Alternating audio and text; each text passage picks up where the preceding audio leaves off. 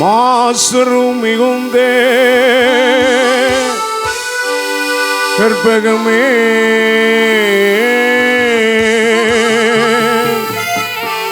மாட்சிமை நிறைந்த மன்னவனே நித்திய ஆனந்தமுள்ள ஏக சக்கராதிபதியே வானாதி வானம் கொள்ளாத ராஜாதி ராஜாவோ கர்த்தாதி கர்த்தாவோ ஒருவராய் சாவாமை உள்ளவரோ சேரக்கூடாத ஒளியில் வாசம் செய்பவரோ மனுஷரில் ஒருவரும் கண்டிராதவரோ காணக்கூடாதவருமாய் இருக்கிறவருக்கு கனமோ மகிமையோ மாட்சிமையோ புகழ்ச்சியோ தோத்திரமோ உண்டாவதாக. இயேசு கிறிஸ்து பெருமானே எல்லோருக்கும் வருவோனே பாவிகளை விட்டோமே வரத்திருந்து வந்தவரே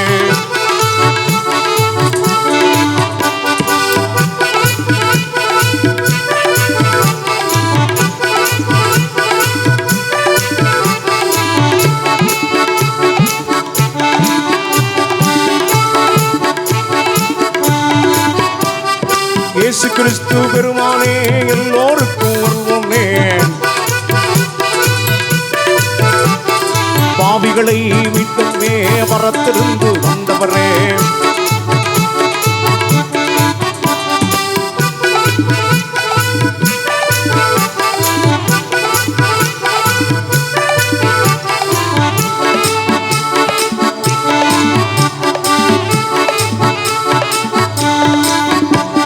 சிலுவையிலே தன் உயிரை எங்களுக்காக கொடுத்தவரே சிங்கார வாழ்வினை எங்களுக்கு அளிப்பவரே மூன்றாம் நாள் உயிர்த்தெழுந்த உன்னத தெய்வமே மூன்றிலுண்டா எப்பொழுதும் எங்களோடு இருப்பவரே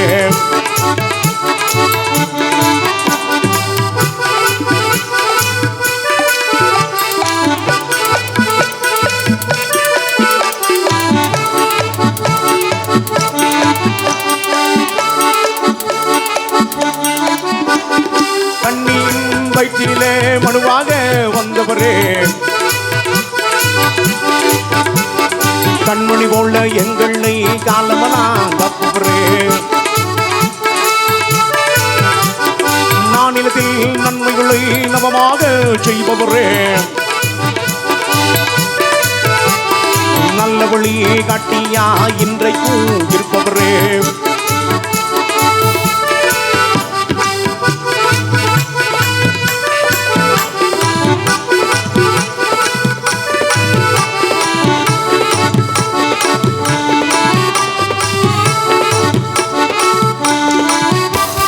இயேசு கிறிஸ்து பெருமானே எல்லோருக்கும் வருவோனே பாவிகளை விட்டமே வரத்திருந்து வந்தவரே இயேசு கிறிஸ்து பெருமானே எல்லோருக்கும் வருவோனே பாவிகளை மீட்கவே பரத்திலிருந்து வந்தவரே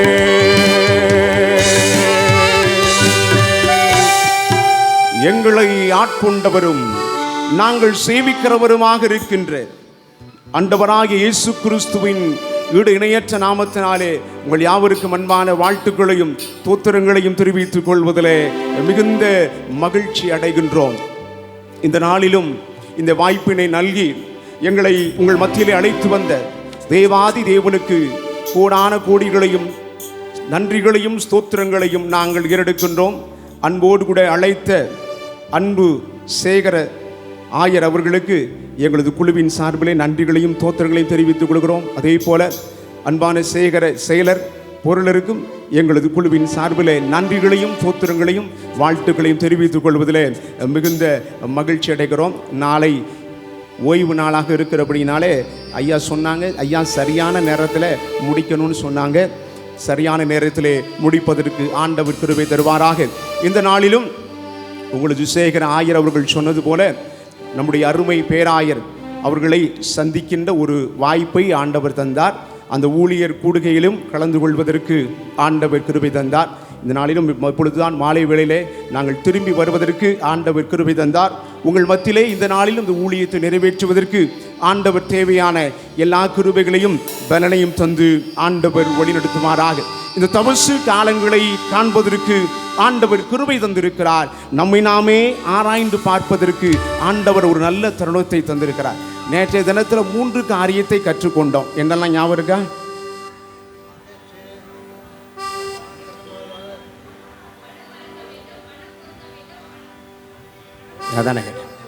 அதானே கேட்டேன். எங்கள் ஐயரு சொன்னாலே நாங்கள் கேட்க மாட்டோமே. நீங்கள் வெளியூர்லேருந்து வந்து கேட்டிருக்கேன் சொல்கிறீங்க, நாங்கள் கேட்போமா? 3 காரியம். முதலாவது மனம் வருந்துங்கள், 2வது மனம் திருந்துங்கள், 3வது மனம் பொருந்துங்கள். சரியா? இந்த தபசு காலங்களிலே நாம் கற்றுக்கொள்ள வேண்டிய ஒரு முக்கியமான ஒரு காரியம். இந்த மாலை வேளையிலும் ஆண்டவர் நம்மோடு கூட இடைபடும்படியாக நம் ஆண்டவரை நாம் வருந்தி அழைக்கப் போகின்றோம். வாருமையா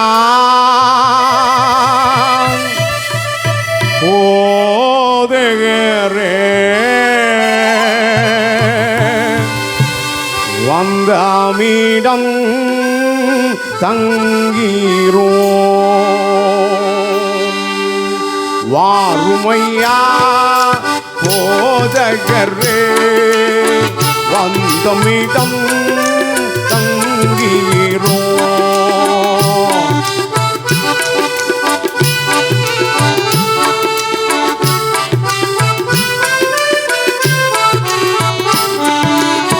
சேருமையா பந்திதனோ,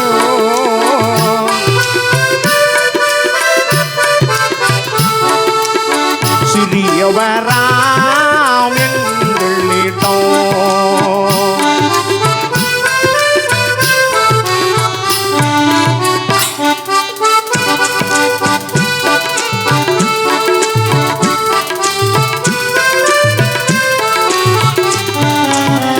ஒளி மங்கி இருளாச்சே புத்தம் மண்ணே வாருமையா.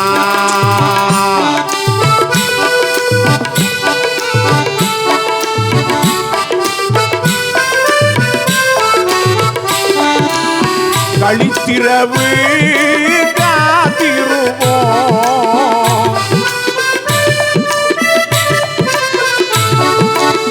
காதலன் கருணை செய்வார்.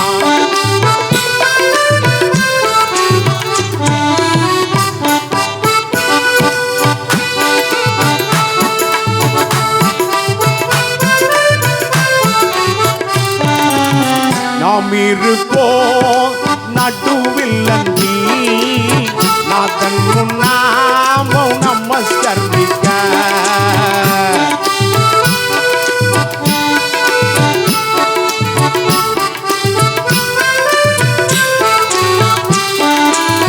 தாமதம் வேந்தையை புரிய,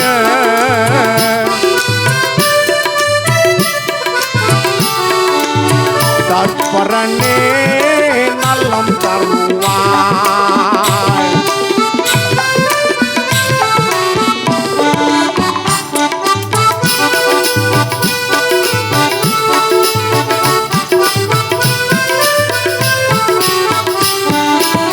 பாடும் வேத நாயகங்காவி, பாடில் கேட்டு அன்னுதின் நம்மோ.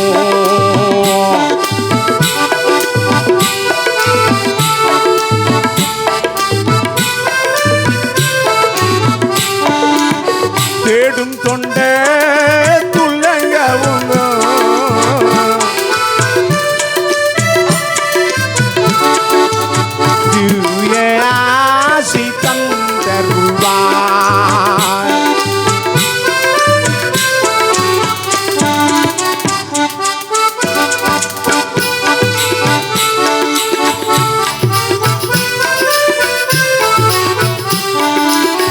வாருமையா போதகரே வந்தமிடம் தங்கீரோ.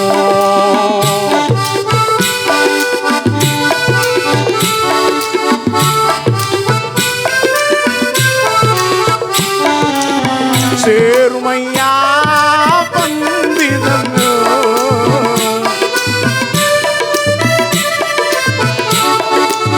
சிறியவராமின்றோ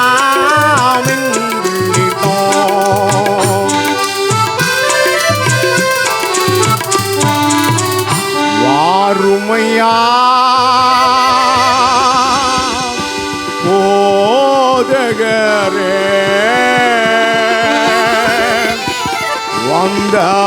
வந்தமிடம் தங்கீரோ.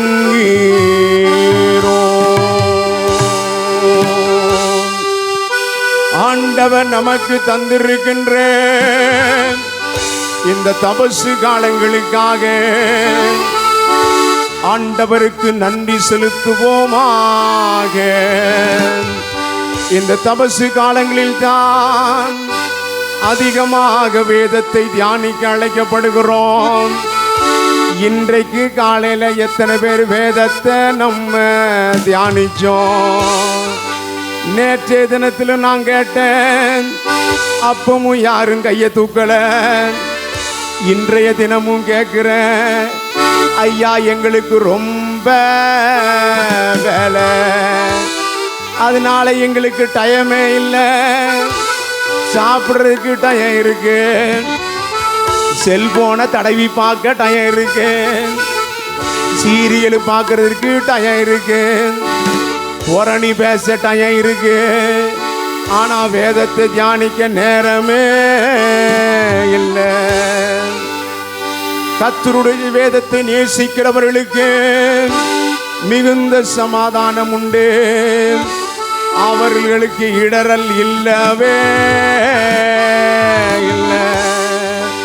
நம்முடைய ஆண்டவர் நமக்கு விலையேற பெற்ற பொக்கிஷத்தை நமக்கு தந்திருக்கிறார், நம்முடைய தாய்மொழியிலே தந்திருக்கிறார். அதனாலதான் நம்ம அதை விரும்பி படிக்கவே மாட்டேங்கிறோம்.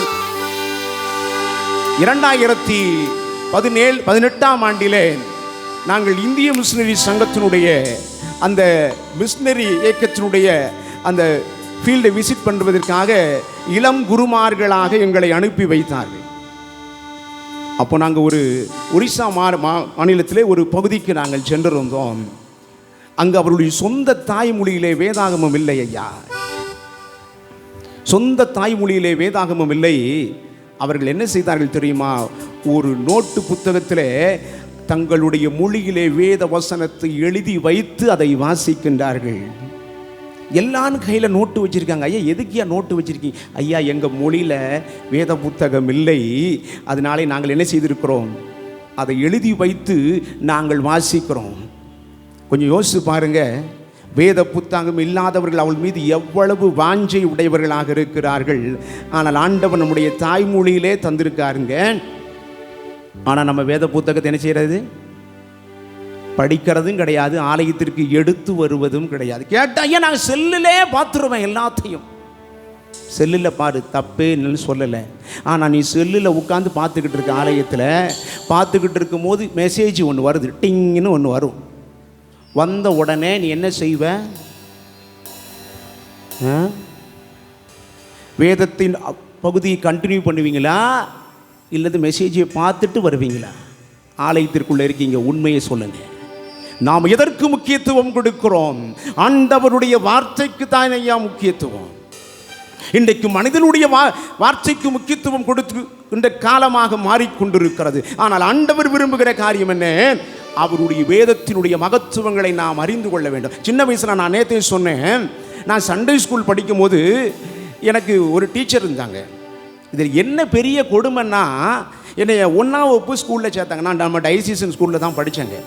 எங்கள் அப்பாவும் எங்கள் அம்மாவும் என்னை ஸ்கூலில் போய் சேர்க்க போகிறாங்க. இதில் பெரிய கொடுமை என்னென்னா, அந்த ஸ்கூலில் போய் சேர்க்கும் போது அந்த ஸ்கூலில் 1ஆம் வகுப்பு டீச்சர் இருக்காங்க.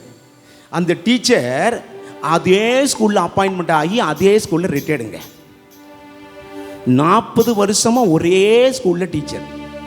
40 வருஷமாக ஒன் ஆஃப் டீச்சர். இதில் என்ன பெரிய குடும்பம்னா, எங்கள் அப்பாவும் அந்த டீச்சர்கிட்ட படிச்சிருக்காங்க, நானும் அந்த டீச்சர் படிச்சேன். ஸ்கூலில் போய் சேர்க்க போகிறாங்க. எங்கள் அப்பாவும் அம்மாவும் சும்மா இருக்கணும்ல, போய் அந்த ஸ்கூலில் டீச்சர்கிட்ட போய் சேர்க்கும் போது, டீச்சர் இவன் ரொம்ப சேட்டை பண்ணுவான். அவங்க கேட்டாங்களா? ரொம்ப சேட்டை பண்ணுவான், இவனுக்கு ரெட்டை சுழி டீச்சர். அதனால எங்கள் ஊர்லலாம் சொல்லுவாங்க, ஒரு பழக்கம்னு சொல்லுவாங்க, கண்ணு மூலியை மட்டும் வச்சுட்டு என்ன செய்ய சொல்லுவாங்க, தோலை உரிச்சிருங்க. இது என்ன ஆட்டுக்கடாவாயா சொன்னாங்க. என் ஸ்கூலில் போய் சொன்னாங்க, டீச்சர் கண்ணு மூலியை மட்டும் வச்சுட்டு உங்கள் ஊர் பாசையில் பிளந்து கட்டுங்க. நாங்கள் சொன்னோம், நான் பேசாமல் இருந்தேன். நான் எங்கள் அப்பாவும் அம்மையும் பார்க்க ஒன்றும் சொல்ல, டீச்சர் நீங்கள் என்னன்னாலும் அடிங்க, நாங்கள் ஒன்றுமே. இப்போ யாராவது சொல்கிறாங்களா, என் பிள்ளைய கையை ஓங்குனா இருக்கேன், லாரி நிறைய வந்து இறங்குறாங்கயா, அந்த பிள்ளை உருப்படுமா? உருப்படவே உருப்படாது. ஒரு கல்லூரியின் வாசலிலே இவ்விதமாக எழுதி வைத்திருந்தார்கள், கண்டிக்கும் ஆசிரியர் கரையேற்றி விடுவான். இன்னைக்கு கண்டிப்பு காணாமல் போகிறது. வீட்டிலையும் கண்டிப்பு இல்லை, பள்ளியிலும் கண்டிப்பு இல்லை, ஆலயத்திலும் கண்டிப்பு இல்லவே இல்லை. இன்றைக்கு ஆலயத்திலும் யாரையும் கண்டிக்க முடியவில்லை. கேட்டானா என் பிள்ளை சொல்றதுக்கு என்ன ஒரு வாசம், என் பிள்ளைய சொல்றதுக்கு நீ யாரு? ஐயா, நாங்களாம் சின்ன வயசுல இருக்கும்போது ஆலயத்தில் அங்கங்க ஓட முடியாது. எந்த பெரியவங்க யாரெல்லாம் பார்க்க மாட்டாங்க, தலையில் ஒரு கொட்டு வைப்பாங்க, ஒரு கொட்டு, அவ்வளோதான். வீட்டில் போய் சொன்னால் என்ன செய்ய தெரியுமா, நீ என்ன தப்பு பண்ண அப்படி தான் கேட்பாங்க. இப்போ நம்மளாம் அப்படி கிடையாது. போய் எம்மா என்னை அடிச்சிட்டாங்கன்னா உடனே அங்கேருந்து கிளம்பி வந்துட வேண்டியது. ஏன் எதுக்குன்னு கேட்குறதே கிடையாது. அந்த பிள்ளை விளங்குமா? விளங்கவே விளங்காது. என்றைக்கு கண்டிப்பு இருக்கிறதோ அந்த கண்டிப்பு இருக்கின்ற பிள்ளை தான் வாழ்விலே முன்னேற்றம் பெற முடியும். இதில் எனக்கு என்ன பெரிய பிரச்சனைனா, இந்த ஒன் ஆஃப் டீச்சர், எனக்கு ஸ்கூல்லையும் இந்த டீச்சர் தான், சண்டே ஸ்கூல்லையும் அதே டீச்சர் தான். எவ்வளவு பெரிய வேதனைங்க பாருங்க. சண்டே ஸ்கூல்லையாச்சும் வேறு டீச்சர் வந்தாச்சுன்னு சொல்கிறேன், நான் வசனம் சொல்கிறேன், ஈஸியாக சொல்கிறேன். சண்டே ஸ்கூலுக்கு அதே டீச்சர், சரி சண்டே ஸ்கூலில் விடு, விபிஎஸ்க்கு அதே டீச்சர். அப்போ அவனுக்கு எவ்வளவு வேதனையாக இருந்திருக்கு எனக்கு கொஞ்சம் யோசிச்சு பாருங்க. அன்னைக்கு அடித்த அடிதாங்க இன்னைக்கு நான் ஊழியக்காரனாக நான் நின்று கொண்டு இருக்கிறேன்.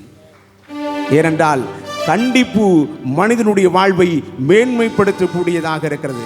ஆகையினால நாம் திருமுறையை அனுதினமும் நாம் தியானிக்க வேண்டும். இன்னைக்கு ஒரு கேள்வியை நான் கேட்குறேன். நேற்று சொன்னவங்க சொல்லக்கூடாது, சரியா? இன்னைக்கு சொல்லாதவங்க சொல்லணும்.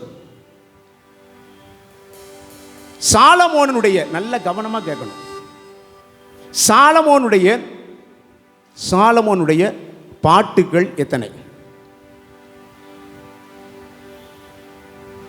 ஐயா, நான் தமிழில் தானே கேட்டேன், வேற ஹிந்தியில் கேட்கல. ஓகே.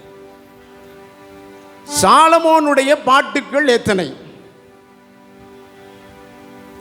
வேதத்தை படிக்கணுங்க, நமக்கு எல்லாம் பேர் வேதக்காரங்க, ஆனா வேதத்துக்கு நமக்கு சம்பந்தமே இல்லை. அவனுடைய பாட்டுகள் எத்தனை? 1005. வாங்கம்மா, வாங்க வாங்க வாங்க.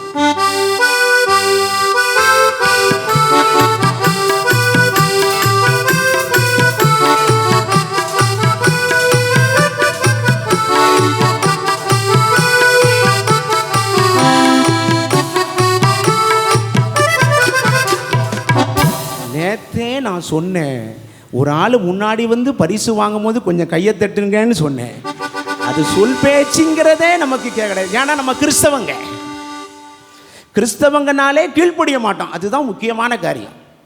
ஏங்க இந்த நம்ம ரோட்டில் போகிறோன்னு வச்சுக்கோங்களேன், ரோட்டில் போகும்போது வேகத்தடைன்னு ஒன்று வைப்பாங்களா? வைக்காங்களா இல்லையா? வேகத்தடை எதுக்கு வைக்காங்க?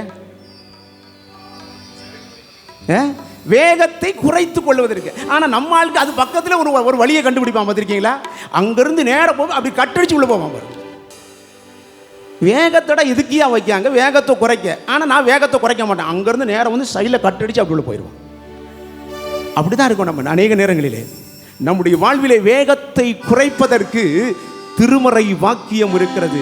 நாம் சரியான பாதையிலே நம்மை நடத்துவதற்கு ஆண்டவருடைய வார்த்தை அவசியம். வார்த்தை என்பது மிக முக்கியமானது. ஒரு இளம் தம்பதியினர் கல்யாணம் முடிஞ்சிச்சு. சரியா? கல்யாணம் முடிஞ்ச உடனே அவன் போய் மாமனார் கேட்டார், மருமகனே உங்களுக்கு என்ன பைக் வேணும் அப்படின்னு கேட்டார். உடனே மருமகன் சொன்னார், எனக்கு ராயல் என்ஃபீல்டு வாங்கித்தாங்கன்னு. அப்படியா மாப்பிள்ளை, ஓகே. ராயல் என்ஃபீல்டு வாங்கி கொடுத்துட்டார். வாங்கிட்டு ஒரு 2 வாரம் 3 வாரம் ஒரு மாதம் தான் ஆச்சு.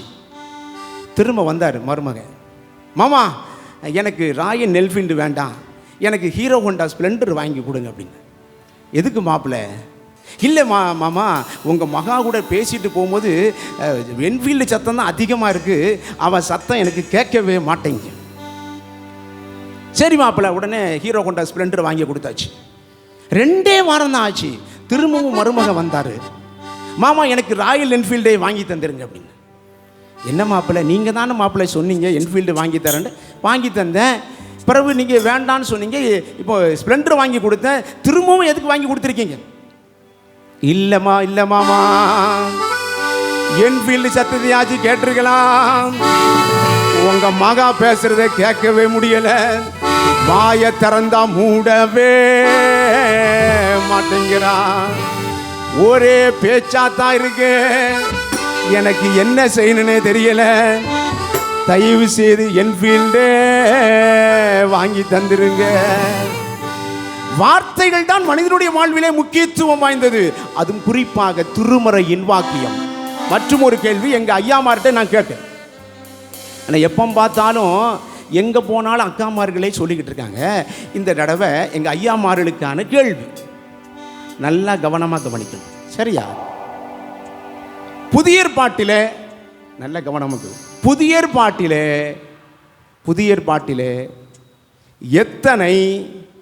எத்தனை நிருபங்கள் இருக்கிறது?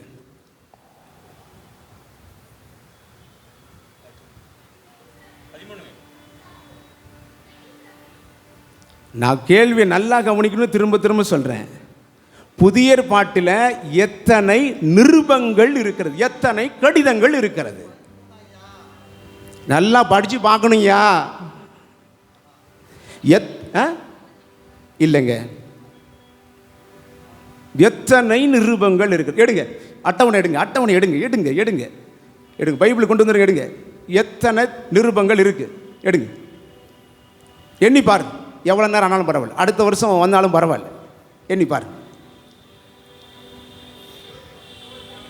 21 நிருபங்கள். 13 சொன்னாங்க, அது பவுல் அப்போஸ்தலன் எழுதிய நிருபங்கள். மொத்தம் 21 நிருபங்கள் இருக்கிறது. புத்தகங்கள் தான் 27. உட்கார்ந்து வேத புத்தகத்தை படிக்கணுங்க. அட்டையிலிருந்து அட்டை வரைக்கும் என்னைக்காச்சும் நம்ம படிச்சிருக்கோமா? ஒரு நாளும் திருப்பி பார்த்ததில்லை. ஆனா நமக்கு என்ன பேரு? கிறிஸ்தவங்கன்னு பேரு. வேதத்திலே அநேக முத்துக்கள் புதைந்து கிடக்கிறது. அதனை நாம் அனுதினமும் எடுத்து பரிசோதித்து பார்க்கும் பொழுதுதான் நம்முடைய வாழ்விலே நாம் ஆசீர்வாதங்களை பெற்றுக்கொள்ள முடியும். இந்த இரவிலே நாம் வேதத்திலே புதைந்து கிடக்கின்ற ஒரு முத்தை எடுத்து நாம் பரிசோதித்து பார்க்க இருக்கிறோம். எடுத்தவர்கள் வாசிக்கலாம். இன்று திருமறை வாக்கியமாக வாசிக்க கேட்ட பகுதியை நாம் எடுத்துக்கொள்ளுவோம். ஆதியாகமம் 37ஆம் அதிகாரம் 1, 2, 3 வசனங்களை யாராவது சற்று வேகமாக வாசிக்கலாம்.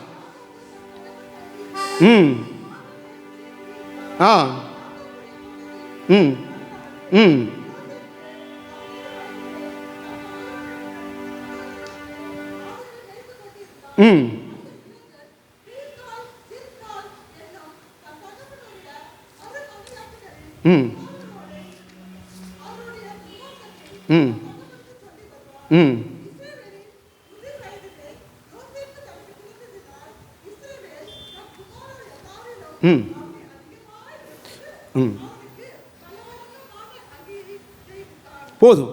இங்கு ஒரு மனிதனை குறித்து நாம் பார்க்க போகிறோம். இவனை குறித்து நாம் தியானிக்காத நாட்களே இல்லை என்று சொல்லலாம். யோசேப்பு என்று சொன்னால் என்ன அர்த்தம் அப்படின்னு யாரு சொன்னா உங்களுக்கு?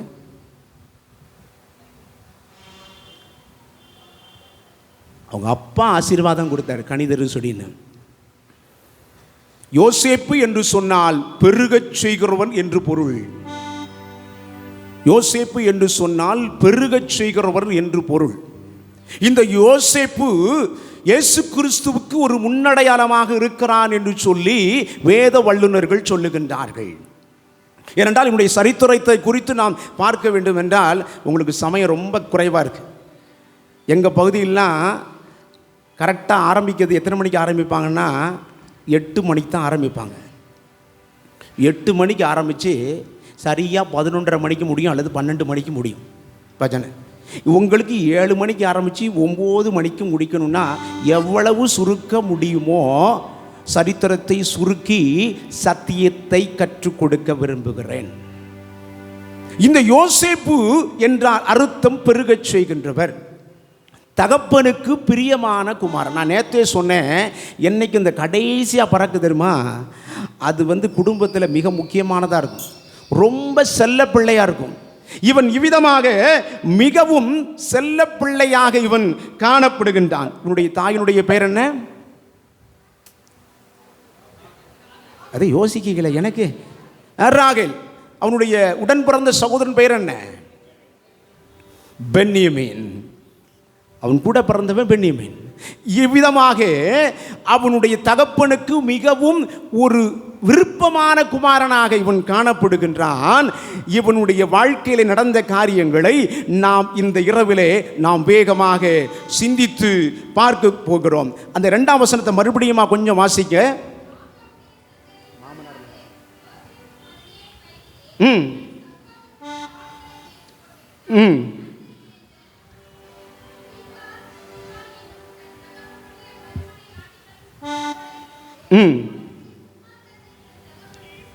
தன்னுடைய தகப்பனுக்கு சொல்லி வருவான்.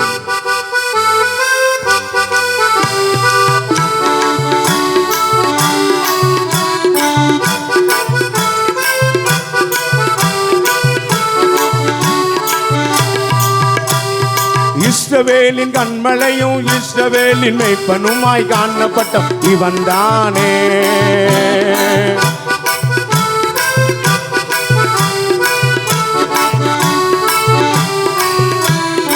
அவனுடைய புயங்கள் எல்லாம் வல்லமையாய் காணப்பட்டது.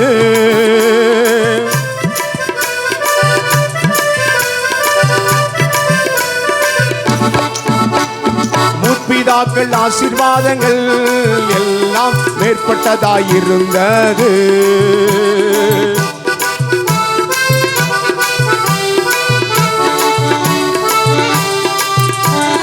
இஸ்ரவேலின் கண்மலையும் இஸ்ரவேலின் மேய்ப்பனும் காணப்பட்டவன் இவன் தானே.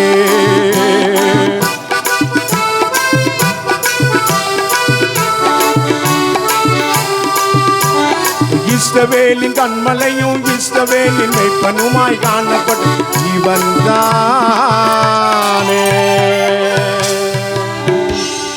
மிகவும் அதிகமாக இவன் நேசிக்கப்பட்டான். அப்பாவுக்கு மிகவும் செல்லப்பிள்ளையாகவும் காணப்பட்டான். ஆனால் இவன்கிட்ட காணப்பட்ட ஒரு நற்காரியம் ஒன்று இருந்தது. என்ன காரியம்? இந்த 2ஆம் வசனத்தில் சொல்லப்பட்டிருக்கிறது. அது மறுபடியும் 2ஆம் வசனத்தை திரும்ப வாசிங்க.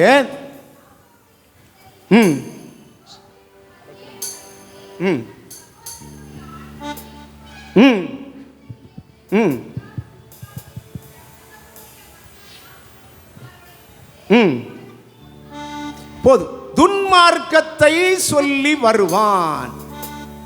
இப்ப தப்பு பண்றத சொன்னா நம்ம அவனுக்குன்னு ஒரு பேர் வச்சிருப்போம். என்ன பேர் வச்சிருப்போம்?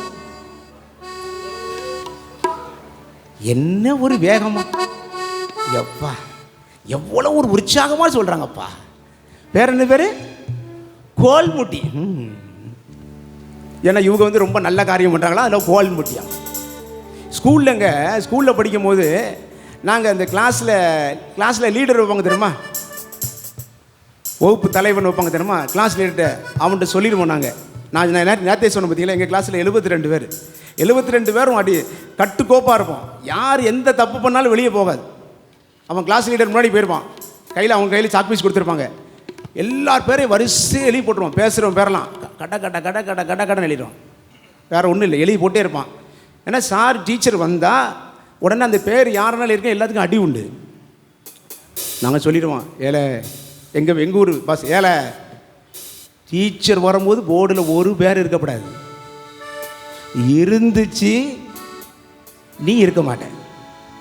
அவன் என்ன செய்வான், டீச்சர் அங்கே வர்றது டஸ்ட்டை வச்சு சட்ட சட்ட சட்ட சட்ட சட்ட சட்டன்னு எல்லாம் அடிச்சு போடுவான். டீச்சர் வந்து இன்னும் ஒருத்தனும் பேசலையா, ஒருத்தனும் பேசலை டீச்சர், யாருமே பேசலை, யாரும் பேசலை டீச்சர். ஏன்னா முடிஞ்ச உடனே அவனுக்கு போய் என்ன டீயும் சம்சாவும் வாங்கி கொடுக்கணும். இப்படி கேட்டால் அவனுக்கு சொல்லிடுவான், மாப்பிள்ளை நீ வந்து மாட்டி மட்டும் விட்டுறாத, மாட்டி விட்டு அவர் அடிப்பார். ஏன்னா அடி வந்து எங்களுக்கு திணுசாக விழும். ஸ்கூலில் வித்தியாசமான அடி வேணும்.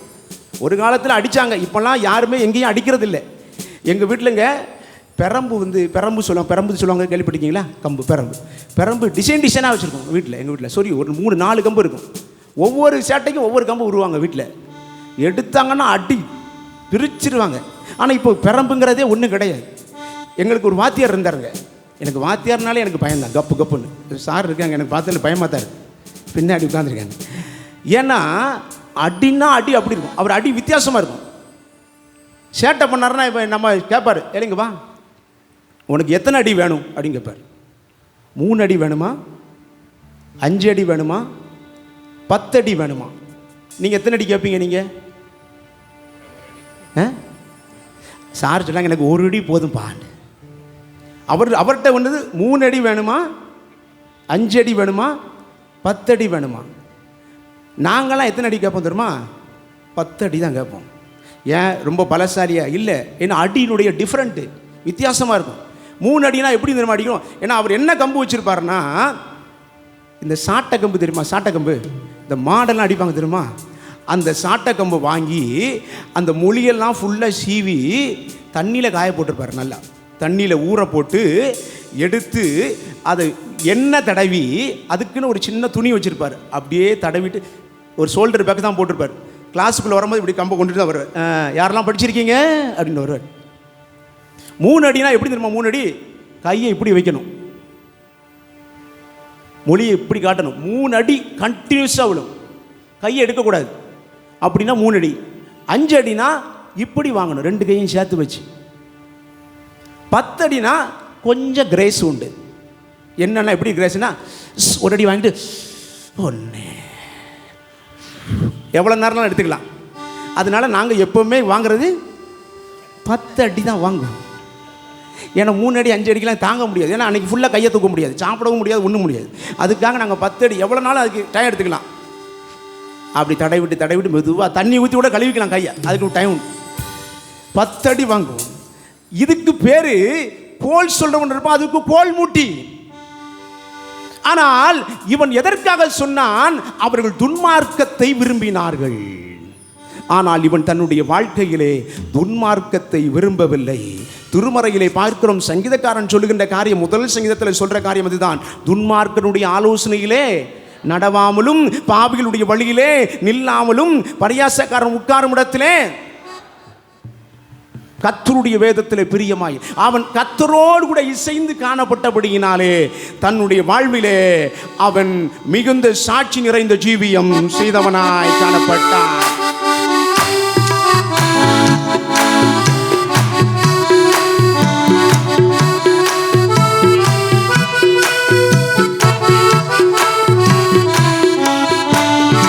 அதிகமாய் நேசிக்கப்பட்டவனே, அப்பாவின் செல்ல பிள்ளையாமே, அக்கிரமத்தை வெறுத்தவனே, பெற்றோருக்கு கீழ் படிந்தவனே,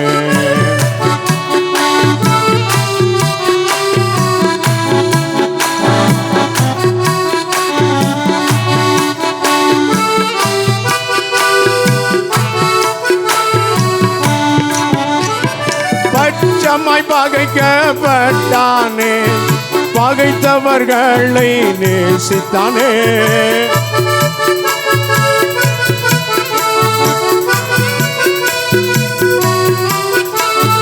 பரிகாசம் செய்யப்பட்டானே, பலவருண அங்கி தரித்தானே, அதிகமாய் நேசிக்கப்பட்டவனே, அப்பாவின் செல்ல பிள்ளையாமே, அக்கிரமத்தை வெறுத்தவனே, பெற்றோருக்கு கீழ் படிந்தவனே. அவன் பெற்றோருக்கு கீழ்ப்படிந்தவனாய் இருந்தபடியினாலே தன்னுடைய சகோதரர்கள் என்று அவன் நினைத்து அவள் செய்கின்ற தவறுகளை சொல்லி வந்தான். காரணம் என்ன? அவனுக்குள்ளதாக கர்த்தருடைய ஆவியானவர் இருந்திருக்கிறார். ஏன்னா அவனை குறித்து சொல்லும் போதெல்லாம் கர்த்தர் யோசேப்போடு இருந்தார். அப்போ நம்முடைய வாழ்விலே அவர் இருக்கும்போது தவறுகளுக்கு நாம் துணை போக மாட்டோம். தவறுகளுக்கு நாம் துணை போக மாட்டோம். தவறு செய்கிறவர்களுக்கு நம்முடைய ஆலோசனையை சொல்லுவோம். ஆனால் நம்ம நிறைய நேரத்தில் நம்ம என்ன செய்கிறோம்? தவறுகளுக்கு உடன்படுகிறவர்களாக இருக்கிறோம். கொஞ்சம் யோசிச்சு பார்க்கணும். நேற்று நான் சொன்னேன் பார்த்தீங்களா, தவறு என்று சொன்னால் எல்லாரும் கூடிக்கொள்ளுகிறோம். ஆனால் ஆண்டவர் விரும்புகிற காரியம் என்ன? தவறை அவர் வெறுக்க வேண்டும் என்று சொல்லி விரும்புகிறார். ஆனால் இவ்விதமாக அவன் இருக்கின்ற பொழுதுதான் ஒரு நாள் ஒரு சொப்பனம் கண்டான். சொப்பனம் கண்டான். சொப்பனம் எப்போ வரும்?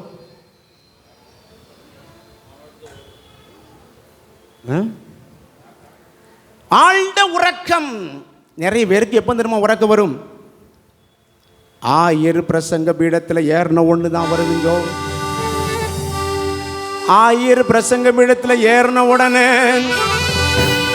ஆழ்ந்த உறக்கம் வருகிறது. உறங்குனாலும் பரவாயில்லை, நிறைய பேர் கொரட்டை விட்டு உறங்குறான்.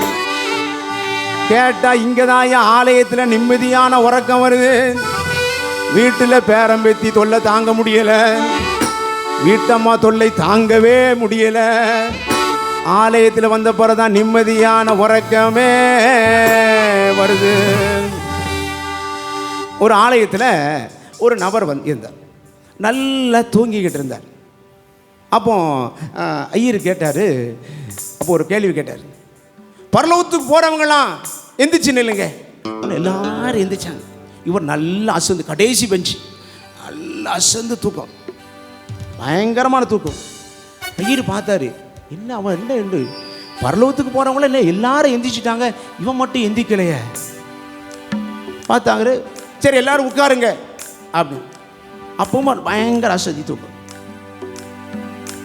திரும்ப ஒரு கொஞ்சம் பிரசங்கம் பண்ணி இருக்கும்போது சொன்னார், நரகத்துக்கு போகிறவங்களாம் எந்திரிச்சு நில்லுங்க. இந்த தூங்கிட்டு இருந்தாலும் கண்டிப்பாக அப்போ தான் கொஞ்சம் தூக்கம் முழிப்பு வந்துச்சு. எந்திரிச்சு நில்லுங்கன்னு மட்டும்தான் கேச்சு, எந்திரிச்சார். உன்னை எல்லா மக்களும் சிரிச்சாங்க. அப்போ அந்த ஆளு சொன்னார் அந்த நேரத்தில், ஐயரே நீங்கள் என்ன சொன்னீங்கன்னு எனக்கு தெரியல, ஆனால் எந்திரிச்சு நில்லுங்கன்னு சொன்னீங்க. இப்போ நம்ம 2 பேரும் தான் எந்திரிச்சு நிற்கும். ஐயருக்கு என்ன சொல்லணுன்னே தெரியல. நம்ம 2 பேரும் தான் நிற்கும், அதனால நான் எந்திரிச்சு நிற்கேன் அப்படின்னு. இப்படித்தான் நிறைய நேரத்தில் நம்முடைய உறக்கமெல்லாம் இருக்குங்க. ஆலயத்திற்கு வந்து அயர்ந்த நித்திரை ஆயிருதுங்க. நான் ஒரு ஊரில் இருந்தேன். ஒரு ஊரில் பயிற்சி ஆயராக இருக்கும்போது ஒரு பாட்டியம்மா வந்தாங்க. வந்து சொன்னாங்க, ஐயா உங்கள் பிரசங்கம் ரொம்ப நல்லா இருக்கு. அப்படியாம்மா? வாரம் வாரம் சொல்லுவாங்க, உங்கள் பிரசங்கம் ரொம்ப நல்லா இருக்குது, ரொம்ப நல்லா இருக்கு. நானும் நினச்சேப்பா, பயங்கரமாக பாட்டியம்மா நம்ம பிரசங்கத்தை கேட்குறாங்கடா. ஏன்னா பாட்டியம்மா எங்கள் ஊரில் உங்களுக்கு தூணே இல்லை. எங்கள் ஊரில் எல்லா சர்ச்சிலையும் தூண் இருக்கும், வரிசை தூணாக இருக்கும். பாட்டி ஒரு தூணில் தான் உட்காந்துருப்பாங்க. நான் ஒரு நாள் கேட்டேன் முடிஞ்ச பிறகு, பாட்டி ரொம்ப நல்லா இருந்துச்சு. சரி பாட்டி, என்ன பிரசங்கம் பண்ணேன்? அதுவா ஐயரே, அது வந்து பாருங்க, அதுவா வந்து அது வந்து என்னது, அது வந்து ரொம்ப நல்லா இருந்துச்சு. சரி ரொம்ப நல்லா இருந்துச்சுல, என்ன பிரசங்கம் பண்ணேன்? பாருங்க ஐயரே, வீட்டில் நிறைய வேலை, ஆடு மாடுலாம் இருக்குது பார்த்தீங்களா, எல்லாத்துக்கும் தண்ணி கிண்ணி வச்சுட்டு தீவனம்லாம் வச்சுட்டு வீட்டில் பேரம்பேத்தி வேற தொல்லை, ஒரே தொல்லை. மருமக கூட ஒரே சண்டை. வந்து உட்காந்தன்னா, நீங்கள் படி பிரசங்க பீடத்து மேலே ஏறினீங்களா, ஃபேனுக்கு நேரம் உட்காந்தனா நல்லா தூங்கிட்டேன். ஆனால் முடிஞ்ச பிறகு வந்தோன்னு என்னது, நல்ல பிரசங்கம். எதுக்கு? தூங்குறதுக்கு. அநேக நேரத்தில் ஆலயத்திற்குள்ளே தான் வந்தோடனே நிம்மதியான உறக்கம் வருது. இதில் வர்ற கேட்டேன்னா, ஐயா என்னையான்னு கேட்டேன்னா, ஐயா பைபிளில் போட்டிருக்கு. பைபிளில் போட்டிருக்கா. என்ன போட்டு அவரே தமக்கு பிரியமானவனுக்கு என்னதுக்கு எதெல்லாம் பேசுகிறாங்க ஐயா. பைபிள் வசனத்தையே மாற்றி பேசுகிற ஆளுங்க இருக்காங்க ஐயா. நான் ஒரு அண்ணன்ட்ட கேட்டேன். ஒரு அண்ணன் நல்லா ஸ்மோக் அடிப்பார், பயங்கரமாக ஸ்மோக் பண்ணுவார். ஒன்று அவர்கிட்ட சொன்னேன், ஏன்னே இப்படி அடிக்கிறீங்க, இதனால் உங்கள் உடம்பு எவ்வளவு பாதிச்சிருக்கு, அதிலே போட்டிருக்காங்களே சீரட்டு பிடித்தல் உடல்நலத்துக்கு தீங்கானு சொல்கிறாங்களே அப்படின்னு சொல்லிட்டு இருக்கும்போது, ஐயா என்ன இயர் நீங்கள் படிச்சீங்க? பைபிளில் போட்டிருக்கு சீரட்டு குடிக்கலாம். பைபிளில் போட்டிருக்கான். எனக்கு ஒரு நிமிஷம் ஆச்சரியம். பைபிளில் போட்டிருக்கா? பைபிளில் போட்டிருக்கு. எங்க போட்டிருக்கு? எடுத்து காமிக்காரு.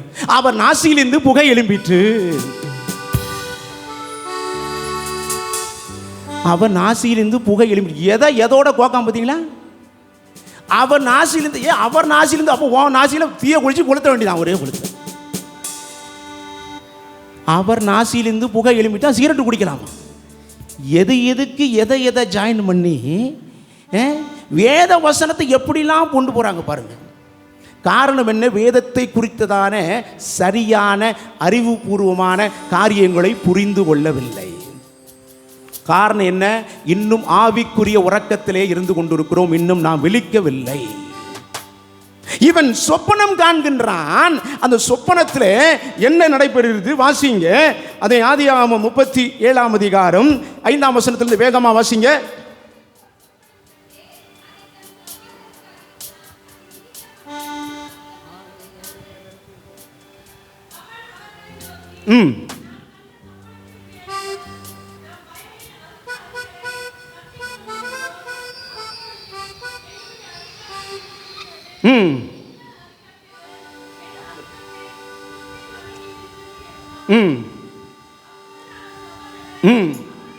அவனை பார்த்து எங்கள் மேல்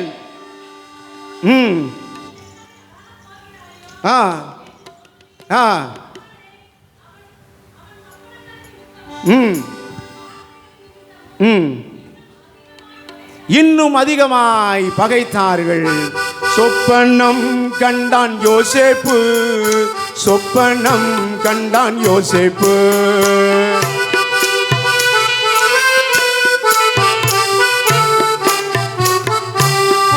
காலை வேளையில் அறிவித்தானே, காலை வேளையில் அறிவித்தானே, சகோதரர்கள் பகைத்தார்கள்.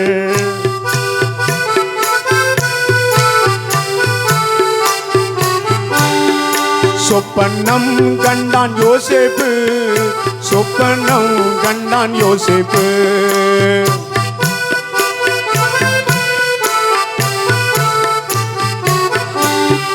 காலை வேளையில் அறிவித்தான், காலை வேளையில் அறிவித்தான் தன் சகோதரர்களிடம். சொப்பனம் கண்டான் யோசேப்பு, சொப்பனம் கண்டான் யோசேப்பு. சொப்பனத்தை கண்டான், சகோதரனிடத்தில் போய் சொல்றான், என்னுடைய கட்டு மாத்திரம் எழுந்து நீக்கே, உங்கள் கட்டுகள் எல்லாம் என்னை தாழ வணங்குகிறது. உடனே அவர்கள் சொன்னார்கள், எங்களை நீ துரைத்தனம் பண்ண போகிறாயோ, எங்கள் மீது நீ அதிகாரம் செலுத்த போகிறாயோ என்று சொல்லி அவனை இன்னும் அதிகமாக பகைத்தார்கள். ஐயா, முதலாவது தெரிந்து கொள்ள வேண்டிய யோசேப்பினுடைய வாழ்க்கையிலே அவன் உபத்திரவத்தை ஏற்றுக்கொண்டவன். கிறிஸ்தவர்கள் என்று சொன்னாலே வாழ்க்கையில் என்னத்தை ஏற்றுக்கணும்? உபத்திரவத்தை ஏற்றுக்கொள்ள. நான் நேத்தே சொன்ன பார்த்தீங்களா, உபத்திரவத்தின் வழியாகத்தான் நாம் கடந்து செல்ல வேண்டும். ஆண்டவரே சொன்னது அதுதான். உலகத்தில் உங்களுக்கு என்ன உண்டு? உண்டு. அப்போ உபத்திரவத்தின் வழியாய் கடந்து சென்றவன் யோசேப்பு. எத்தனை நிந்தனைகள், எத்தனை அவமானங்கள் எல்லாவற்றையும் தன்னுடைய வாழ்க்கையில ஏற்றுக்கொண்டான். இன்னைக்கு கிறிஸ்தவர்களாய் நம்முடைய வாழ்வில இந்த உபத்திரவத்தை சகிப்பதற்கு நமக்கு மனசில்லை. பிரச்சனைகள் வரும்போது, பாடுகள் வரும்போது, தொல்லை கஷ்டங்கள் எல்லாம் நம்மை சூழ்ந்து வருகின்ற பொழுது நாம் ஆண்டவரை விட்டு தூரமாய் போய் விடுகிறோம். ஆனால் ஆண்டவர் விரும்புகிற காரியம் என்ன தெரியுமா? எல்லா சூழ்நிலையிலும் நீங்கள் என்னை பின்பற்ற வேண்டும் என்று சொல்லி ஆண்டவர் விரும்புகிறார். ஆகையினாலே என்ன வந்தாலும் ஆண்டவரை நம்பியிருக்க நாம் அழைக்கப்படுகிறோம். என்ன வந்தாலும் நம்புவே என் மீட்பர் இயேசுவை, யார் கைவிட்டாலும் பின் செல்வே எனது இயேசுவே. அகல ஆழ உயரமாம் எவ்வள அன்பு கூர்ந்தான், என்ன துன்பங்கள் வந்தாலும் அவர் என்னை கைவிட மாட்டார்.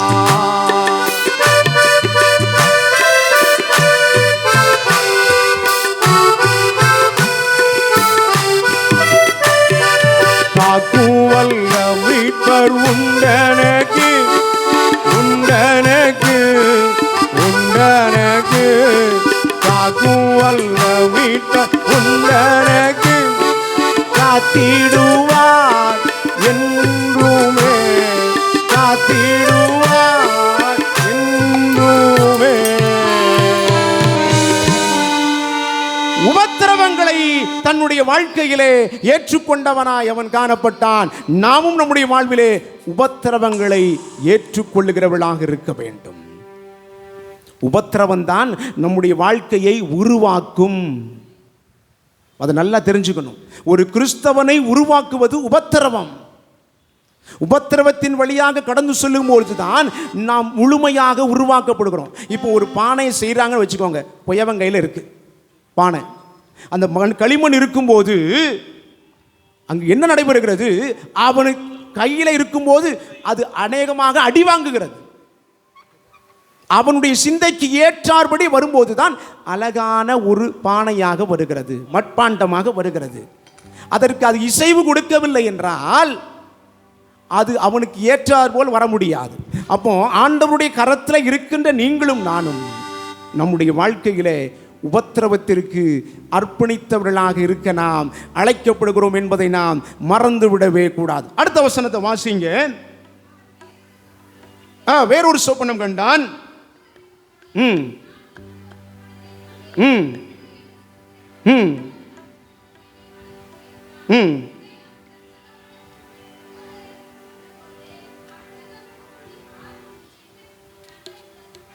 ம் ம் ம் ம் போதும். அங்கு நடைபெற்ற ஒரு காரியம் என்ன? சகோதரர்கள் தான் பகைத்தார்கள். இப்ப யாரு ரொம்ப கோபப்படுறா? எதுக்கு கோபப்பட்டாரு?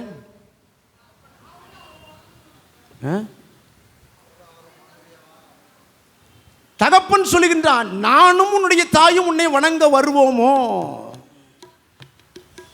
ஆனா என்னைக்குமே ஆண்டவருடைய வார்த்தை என்றைக்குமே பொய்யுரையாது. அதை மட்டும் நல்லா ஞாபகம் வச்சுக்கணும். ஆண்டவருடைய வேத வசனம் ஒரு நாளும் பொய்யுரையாது. அநேக வாக்குத்தத்தங்கள் இருக்கிறது. அந்த வாக்குத்தத்தங்கள் எல்லாம் கிறிஸ்து இயேசுவுக்குள் ஆமென்றும் ஆமேன். ஆமேன்னா என்ன அர்த்தம்? அப்படியே அப்படியே நடக்க கடவுது என்று அர்த்தம். அப்போ ஆண்டவருடைய வாக்குத்தத்தங்கள் வார்த்தைகள் எல்லாம் நம்முடைய வாழ்விலே அப்படியே செயல்படக்கூடியதாக இருக்கிறது. இதை நம்முடைய வாழ்விலே உணர்ந்து கொள்ளணும். 1ஆம் தேதி வாக்கு கொடுக்குறாங்க, வாக்கு வாங்குகிறோம். அந்த வாக்குத்தத்தம் உள்ள தூக்கி வச்சுக்கிறோம், பைபிளுக்குள்ளே வச்சுக்கிறோம் பத்திரமா, அப்படி தானே? ஆனால் அந்த வாக்குத்தத்தம் நிறைவேறுவதற்கு நம்முடைய செயல்பாடு எப்படி இருக்குது, அதான் முக்கியம். உள்ளே வாங்கி சொருகி மூடி வச்சா பிரச்சனை இல்லை. ஆனால் அந்த வாக்குத்தத்தம் என்னுடைய வாழ்விலே நிறைவேற வேண்டும் என்றால் நான் என்னுடைய வாழ்விலே நான் எப்படி இருக்கணும்? நான் ஆண்டவருக்கு பயந்தவனாக இருக்க வேண்டும். ஆண்டுடைய சமூகத்துக்கு நான் வரேன். நான் நேற்றே சொன்னேன், ஆண்டுடைய சமூகத்துக்கு வரும்போது எப்படி வரணும்? நம்ம மகிழ்ச்சியோடு வரணும்.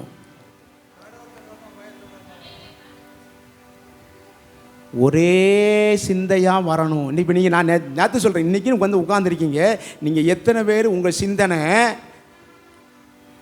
அவர் மேலே இருக்குன்னு எனக்கு தெரியாது. ஆண்டவருடைய ஆலயத்திற்கு வரும்போது நம்முடைய சிந்தைகள் ஒருமனப்பட்டவைகளாக இருக்க வேண்டும். ஏனென்றால் அவருடைய சமூகத்தை நோக்கி பார்க்கும்போது ஒரு மனம் உள்ளவர்களாக நாம் நோக்கி பார்க்க வேண்டும். அருள்நாதர் நாமத்தில் ஒரு மனமாய் உருகே தொழுகின்ற நேரமெல்லாம் எழுந்திடுவாய் நடுவில் தொழுகின்ற நேரமெல்லாம் எழுந்திடுவாய் நடுவில்.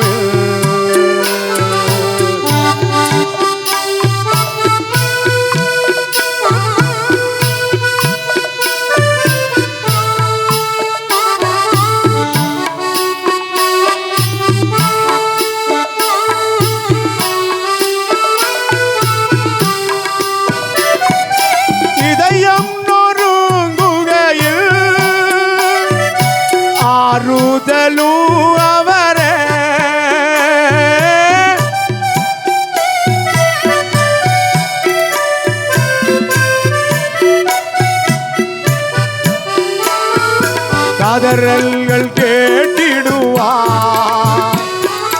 கலங்காமல் அன்னைத்திடுவார்.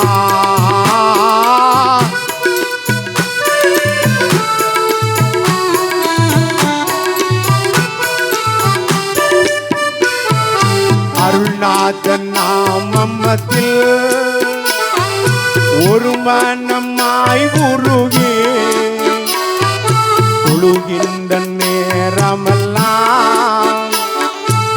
எழுந்திடுவாய் நடு.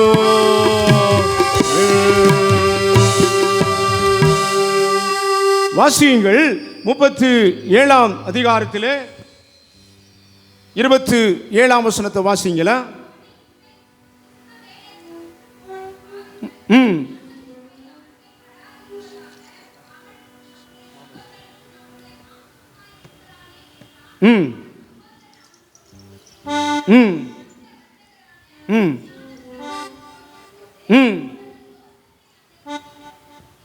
எடுத்து வெற்று போட்டார்கள். நான் ஏற்கனவே சொன்னேன், யோசேப்பு இயேசு கிறிஸ்துவுக்கு முன்னடையாளமானவன். எத்தனை காசுக்கு வித்து போட்டாங்க? 20 வெள்ளிக்காசுக்கு. இயேசு கிறிஸ்துவ எத்தனை வெள்ளிக்காசுக்கு காட்டி கொடுத்தாங்க? 30 வெள்ளிக்காசுக்கு. வேத வல்லுநர்கள் சொல்லுகிறார்கள், இயேசு கிறிஸ்துவுக்கு முன்னடையாளமாக காணப்பட்டவன் இந்த யோசேப்பு.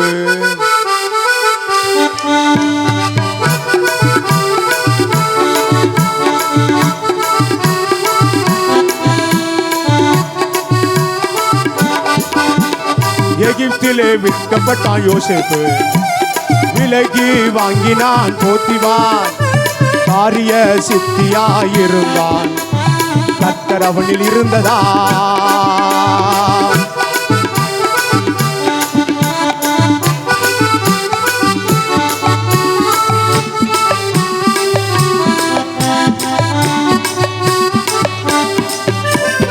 எகிப்திலே விற்கப்பட்டான் யோசேப்பு, விலகி வாங்கினான் போத்திபார்.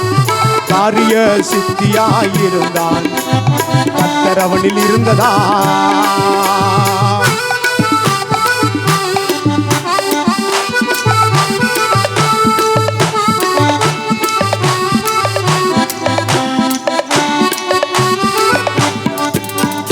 அழகான ரூபம் கொண்டவன், சௌந்தர்ய முகமும் உடையவன், தவறுக்கு உடன்படாதவன், கர்த்தருக்கு பயந்தவன்.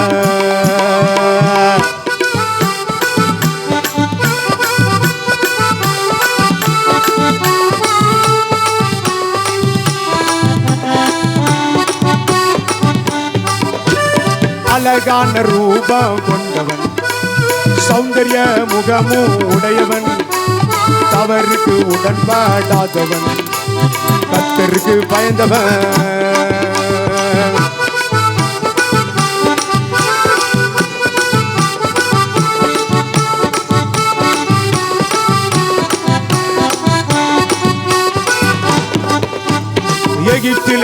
விற்கப்பட்டான் யோசேப்பு, விலைக்கு வாங்கினான் போத்திபார், காரிய சித்தியாயிருந்தான். கர்த்தர் அவனில் இருந்ததா. எகிப்திலே அவனை கொண்டு விற்கும்படியாக இந்த இஸ்மவேலர்கள் புறப்பட்டு போனார்கள். எகிப்திலே போத்திபார் என்று சொல்லப்படுகின்ற ஒரு மனிதனிடத்திலே விற்று போட்டார்கள். 39ஆம் அதிகாரத்திலே நாம் இந்த சம்பவத்தை நாம் காண்கின்றோம். கர்த்தர் யோசேப்போடு இருந்தார், அவன் காரிய சித்தியாயிருந்தான். அங்கு போத்திபாரிடத்திலே விற்கப்பட்டான். அங்கு அவன் அடிமையாக வேலை செய்து கொண்டிருக்கிறான். அந்த இடத்திலும் ஆண்டவர் அவனை ஆசீர்வதிக்கிறார். ஐயா, நீ என்னைக்கு நீ வெட்கப்பட்டு தலை குனிகிறாயோ அதே இடத்திலே ஆண்டவர் உன்னை தலை நிமிரச் செய்வார். அதுதான் ஆண்டவர் செய்கின்ற காரியம். அந்த இடத்துல அவன் தலை குனிந்தவனாய் அடிமையாய் நின்று கொண்டிருக்கிறான். ஆனால் அந்த வீட்டினுடைய எஜமானுக்கு தெரிகிறது, இவன் வந்த பின்பதாகத்தான் என்னுடைய வீட்டிலே ஆசீர்வாதங்கள் வந்து கொண்டிருக்கிறது, இவனிடத்தில் ஏதோ ஒன்று காணப்படுகிறது என்று சொல்லி வீட்டு விசாரணை கர்த்தனாக மாற்றினான். அவனை குறித்து சொல்லப்பட்டிருக்கிறதுங்க, வீட்டு விசாரணை கர்த்தனாக இருக்கும்போது சிறப்பாக செயல்படுகிறான். அவனை குறித்து சொல்லப்பட்டிருக்கிறது. வாசியுங்கள், ஆதியாகமம் 39ஆம் அதிகாரம் 6ஆம் வசனத்தை வாசியுங்க.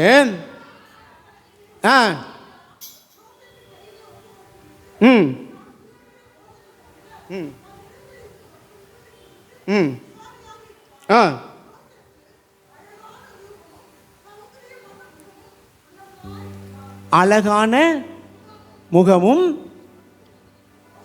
சௌந்தரிய ரூபமும் கொண்டவனாய் காணப்பட்டான். என்னைக்கு அழகு இருக்கிறதோ அங்க பிரச்சனை இருக்குன்னு அர்த்தம். அழகு இருக்குனாலே அங்க பிரச்சனை இருக்கு, எச்சரிக்கையா இருக்கணும்னு அர்த்தம். அவனை குறித்து சொல்லப்பட்டிருக்கிறது, அவன் அழகான ரூபம் கொண்டவனாக இருக்கிறான். அங்குதான் பிரச்சனை ஆரம்பிக்குது. என்ன பிரச்சனை ஆரம்பிக்குது? உண்மையாய் நடந்து கொண்டிருக்கிறவனுக்கு உண்மையிலிருந்து வழி தவறி செல்வதற்கு அழகான வழிவாசல்கள் திறந்து காணப்படுகிறது. அந்த நேரத்தில் தான் அவன் சொன்ன ஒரு வார்த்தை என்ன? அந்த 9வது வசனத்தை வாசிங்க.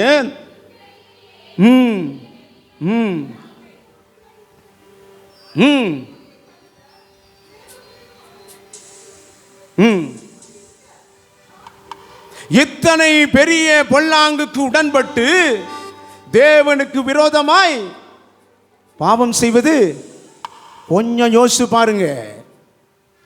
இன்னைக்கு திருச்சபை எப்படி போய் கொண்டிருக்கிறது? எச்சரிக்கை.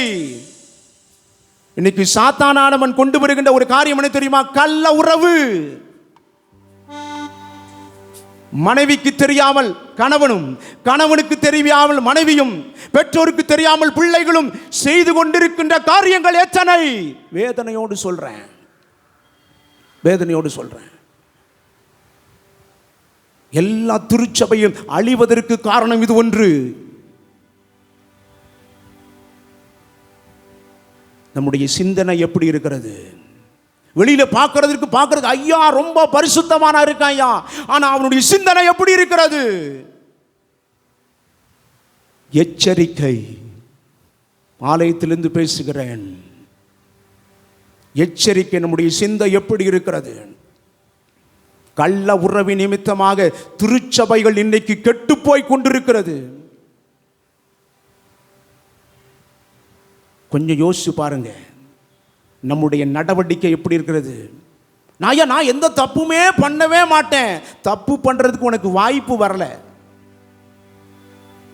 யோசேப்பை போல வாய்ப்பு வந்தாலும் நான் தேவனுக்கு விரோதமாய் பாவம் செய்வது எப்படி என்று சொல்லி தலை நிமிர்ந்து நிற்க வேண்டும். ஐயா,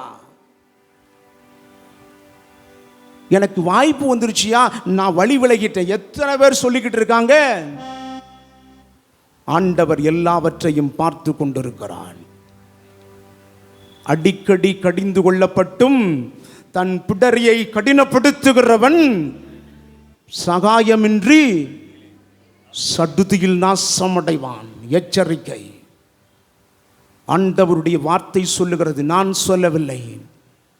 திருச்சபைகள் சீரழிவதற்கு காரணம் இது ஒரு மிக முக்கியமான காரியம். அது யாராக இருந்தாலும் கவலை இல்லை, நான் சொல்ல வேண்டியதை சொல்ல வேண்டும். நான் என்னுடைய திருச்சபையில் இப்படி தான் சொல்லுவேன். எல்லாரும் முடிஞ்ச அப்புறம் சொல்லுவாங்க, ஐயா நீங்கள் இது கொஞ்சம் கடினமாக இருக்குது. எதுக்கு கடினமாக இருக்குது? உனக்கு குத்துதோ, உனக்கு குத்துதோ.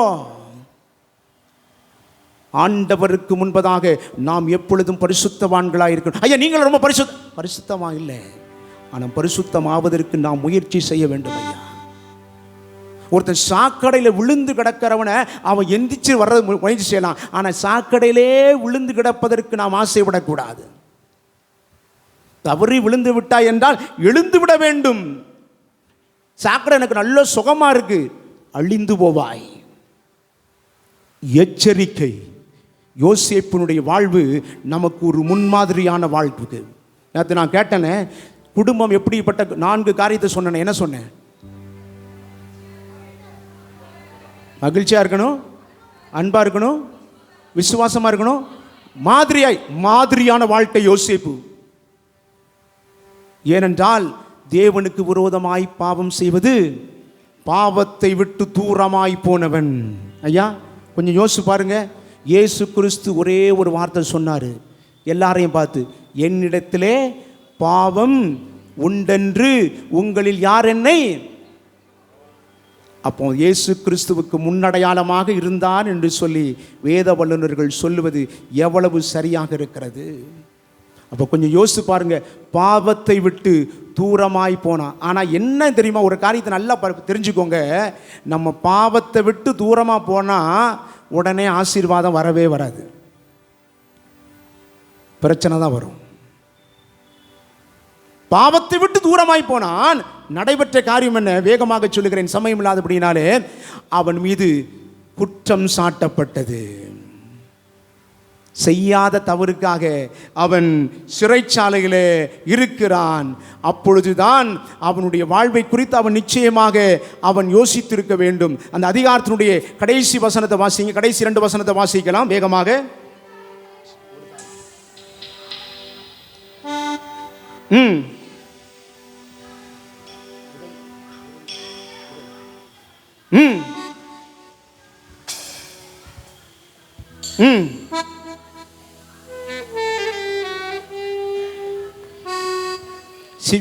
சிறைச்சாலையின் தலைவன் விசாரிக்கவே இல்லை. ஏன்னா அவன் மிக உண்மை உள்ளவனாக இருந்தான். அவன் நிச்சயமாக அந்த நேரத்திலே ஆண்டவரை நோக்கி பார்த்திருப்பான்.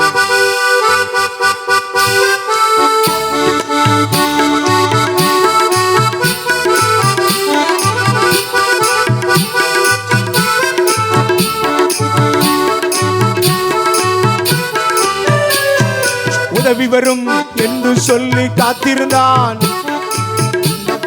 மகிழ்வோடு காத்திருந்தான்.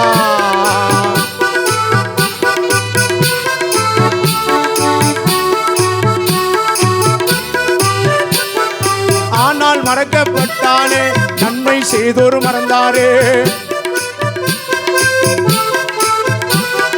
கண்ணீரோடும் கவலையோடு சிறையில் இருந்தானே. உதவி வரும் என்று சொல்லி காத்திருந்தான், உள்ளத்தில் மகிழ்வோடு காத்திருந்தான்.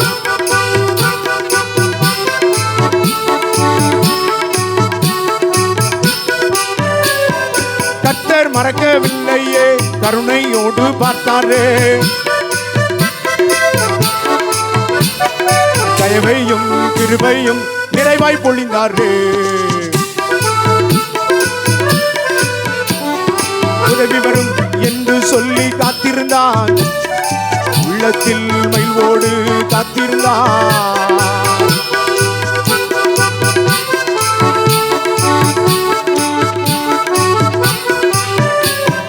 உதவி வரும் என்று சொல்லி காத்திருந்தான், உள்ளத்தில் மகிழ்வோடு காத்திருந்தான். சிறைச்சாலையில நிச்சயமாக அவன் எனக்கு உதவி யாராவது செய்வார்கள் என்று நினைத்திருந்திருப்பான். ஆனாலும் தன்னுடைய வாழ்விலே அவன் ஏமாற்றப்பட்டான். சிறைச்சாலையில் 2 பேருக்கு கூட வந்து அடைச்சி வச்சாங்க. யாரெல்லாம் அடைச்சி வச்சாங்க?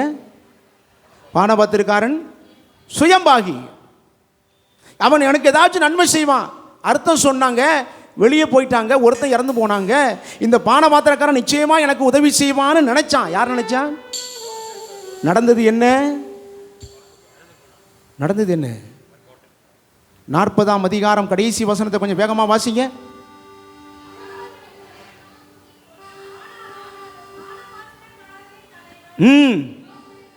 யோசேப்பை நினையாமல், இதுதான் உலகம். நல்லா தெரிஞ்சுக்கோங்க. நீங்க எவ்வளவு நன்மை செஞ்சாலும் மறக்கிறது தான் உலகம். நம்முடைய அருமையான சங்கீத புஸ்தகத்தில் இந்த 103ஆம் சங்கீதம் நமக்கு நல்லா தெரியும். முதல் 2 வசனம் என்ன வசனம்? என் ஆத்துமாவே, என் முழுவதுமே, என் ஆத்துமாவே அவர் செய்த உபகாரங்களையும். ஆமென். முடிஞ்சு, எல்லாம் முடிஞ்சு. சங்கீதக்காரன் தெளிவாக எழுதி வச்சிருக்கான். அவர் செய்த சகல உபகாரங்களையும். ஏன் தெரியுமா? நம்ம உபகாரத்தை மறந்துடுவோம், உபத்திரவத்தை மறக்க மாட்டோம். எவ்வளவு உபகாரம் செஞ்சாலும் ஈஸியாக மறந்துடுவோம். ஆனால் 1965 வருஷம் நீங்கள் என்ன இந்த வார்த்தை சொன்னீங்கன்னா அப்படி மனசுக்குள்ளே அப்படியே கரெக்டாக இருக்கும். ஏன்? உபத்திரவம் அப்படியே உள்ளே இருக்கு. ஆனால் உபகாரத்தை மறந்து விடுகிறோம். அதுவல்ல, ஆண்டவர் நமக்கு நன்மை செய்தாலும் நன்மை செய்யாவிட்டாலும் நம்முடைய வாழ்விலே அவர் மீது நம்பிக்கை உடையவர்களாக இருக்கணும். இந்த யோசேப்பு உதவி செய்தான் ஐயா, அதை மறந்து விட்டான். எத்தனை நாள் மறந்தான்? 1 நாள் மறந்தானா? 2 நாள் மறந்தானா? 41ஆம் அதிகாரத்தில் முதல் வசனத்தில் சொல்லப்பட்டிருக்கிறது 2 வருஷம். கொஞ்சம் யோசிச்சு பாருங்க. இவன்லாம் நன்றி கெட்டவனா? எவ்வளவு பெரிய நன்றி கெட்டவன்! எவ்வளவு நன்மை செஞ்சிருந்தோம், ஒரு நன்றி இல்லையே. ஆனால் நம்முடைய வாழ்க்கையில் கொஞ்சம் யோசிச்சு பாருங்க. ஆண்டவர் நமக்கு எத்தனை நன்மை செஞ்சிருக்காரு, எத்தனை நன்மை செஞ்சிருக்காரு. ஆனால் நாம் எப்படி நன்றி உள்ளவர்களாக இருக்கிறோமா? கொஞ்சம் யோசிச்சு பார்க்கணும். ஆனால் யோசேப்பு இரண்டாவது அவனுடைய வாழ்வில் இருந்து கற்றுக்கொள்ளக்கூடிய காரியம், உபகாரம் செய்கிறவனாய் இருந்தான். முதலாவது என்ன சொன்ன? உபத்திரவத்தை சகிக்கிறவனாக இருந்தான். இரண்டாவது உபகாரம் செய்கிறவனாக இருந்தான். கிறிஸ்தவனாக இருந்தா என்ன செய்யணும்? என்ன செய்யணும்? உபகாரம் செய்யணும். உபகாரத்தை எதிர்பார்ப்போடு செய்யக்கூடாது. அவர்கள் செய்தாலும் செய்யாவிட்டாலும் என்ன செய்யணும்? உபகாரம் செய்யணும். இப்போ உதாரணமாக நான் ஒன்று கேட்கணும். இப்போ கல்யாண வீட்டுக்கு போகிறீங்க, கல்யாண வீட்டுக்கு போவீங்கள்ல, மொய் கவர் கொடுப்பீங்க, அப்படி தானே? மொய் கவர். இப்போ ஒருத்தங்க உங்கள் வீட்டுக்கு கல்யாணத்துக்கு மொய் கவர் செஞ்சுருந்தாங்கன்னா நம்ம என்ன செய்வோம்? திரும்பவும் செய்வோம். உபகாரத்துக்கு உபகாரம். இப்போ நம்ம கல்யாண பத்திரிக்கை நம்ம கொடுத்துருக்கோம், முதல்ல கொடுத்துருக்கோம், வரலை, சரியா? அவங்க வீட்டிலேருந்து கல்யாண பத்திரிக்கை கொடுக்காங்க, போவீங்களா மாட்டிங்களா? சத்தம் வராதே, வரவே வராது. உடனே நோட்டை எடுத்து பார்க்கறது, நோட்டை எடுத்து வச்சிருக்கேன், அவன் கல்யாணத்துக்கு என்ன வரவே இல்லை, ரைட். அப்போ நம்மளும் என்ன செய்யக்கூடாது? இதுதான் மனிதனுடைய இயல்பு. ஆனால் ஆண்டவர் அப்படி நினைச்சார்னா நம்முடைய வாழ்வில் ஒரு நன்மையை கூட நம்ம பெற்றுக்கொள்ள முடியாது. ஆனால் இந்த யோசேப்பு நன்மையை எதிர்பார்க்கவில்லை, உபகாரம் செய்கிறவனாய் காணப்பட்டான். இயேசு கிறிஸ்துவுக்கு முன்னடையாளமாக அவன் தன்னுடைய வாழ்விலே காணப்பட்டான். ஐயா, நீங்களும் நானும் எப்படிப்பட்டவர்களாக இருக்க வேண்டும்? ஏனென்றால் அவர் விரும்புகிற காரியம், அவருக்கு நன்றி பலிகளை ஏறெடுக்க வேண்டும் என்று விரும்புகிறார். இந்த ஆண்டிலும் இந்த லெந்து நாட்களை காணுகின்ற கிருபையை ஆண்டவர் நமக்கு தந்திருக்கிறாரே, நம் ஆண்டவருக்கு எந்நாளும் துதி செலுத்த நாம் அழைக்கப்படுகிறோம். எந்நாளுமே துதிப்பா என்னாத்துமாவே நீ, எந்நாளுமே துதிப்பா.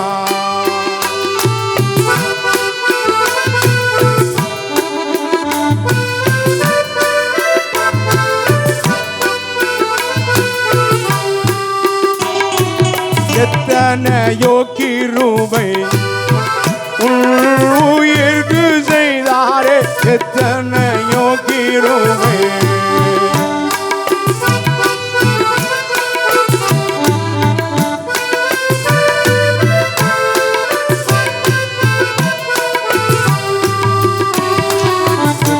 முட்டை மூடி சுட்டினதும் அன்றே நித்தியமான ஜீவனை மீட்டதா காணிக்கை படைக்கும் நேரம் இது கர்த்தருக்கு காணிக்கை படைக்கும் நேரம்.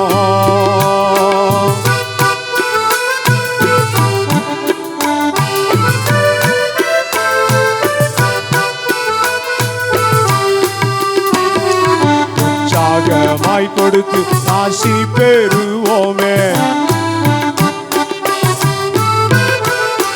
உதாரத்துவமாய் கொடுத்து ஆசி பெறுவோம். காணிக்கை படைக்கும் நேரம் இது கர்த்தருக்கு காணிக்கை படைக்கும் நேரம்.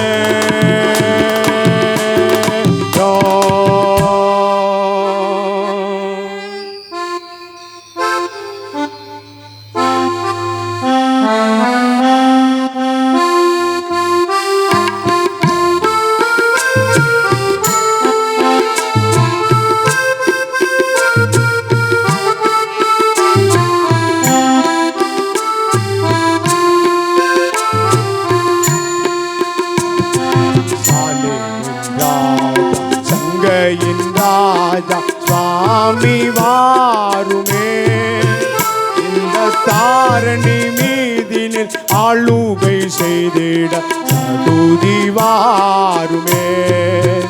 இந்த தாரணி மீதினில் ஆளுகை செய்திட சடுதி வாருமே. சாலேமின் ராஜா சங்கையின் ராஜா சுவாமி வாருமே.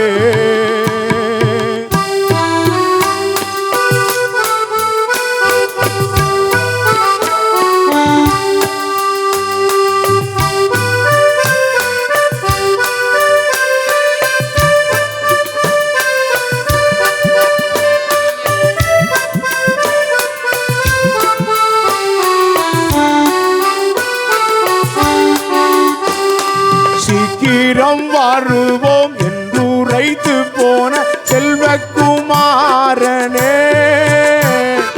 சீக்கிரம் வருவோம் என்று உரைத்து போன செல்வகுமாரனே, இந்த சீயோனின் மாதுகள் கேடித்தீரின் செய்தி கேளிரோம். இந்த சீயோனின் மாதுகள் கேடித்தீரின் செய்தி கேளிரோ. சாலேமின் ராஜா சங்கையின் ராஜா சுவாமி வாருமே, இந்த தாரணி மீதிலே ஆளுகை செய்தேன் சதுதி வாருமே. இந்த தாரணி மீதிலே ஆளுகை செய்தேன் சதுதி வாருமே. சாலேமின் ராஜா சங்கையின் ராஜா சுவாமி வாருமே. யாவரும் அமர்ந்தலாம். அவன் உதவி வரும் என்று சொல்லி காத்திருந்தான். நான் உபகாரம் செய்திருக்கிறேன், ஆனால் உபகாரம் வரவில்லை. மறந்து போனார்கள். இதுதான் உலகம். ஆனால் உலகம் மறக்கலாம், உன்னதமானவர் ஒரு நாளும் நம்மை மறக்கவே மாட்டார்கள். உன்னதமானவர் ஒரு நாளும் நம்ம மறக்க மாட்டாரு. உலகம் நம்மை மறந்து போகலாம்.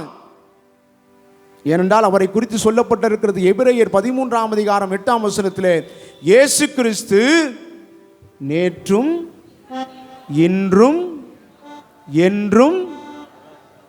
3 காலம். என்ன காலம்லாம்? Past tense, present tense, future tense. இறந்த காலம், நிகழ்காலம், வருங்காலம் அல்லது எதிர்காலம். இந்த 3 காலத்திற்கும் சொந்தக்காரர் அவர்.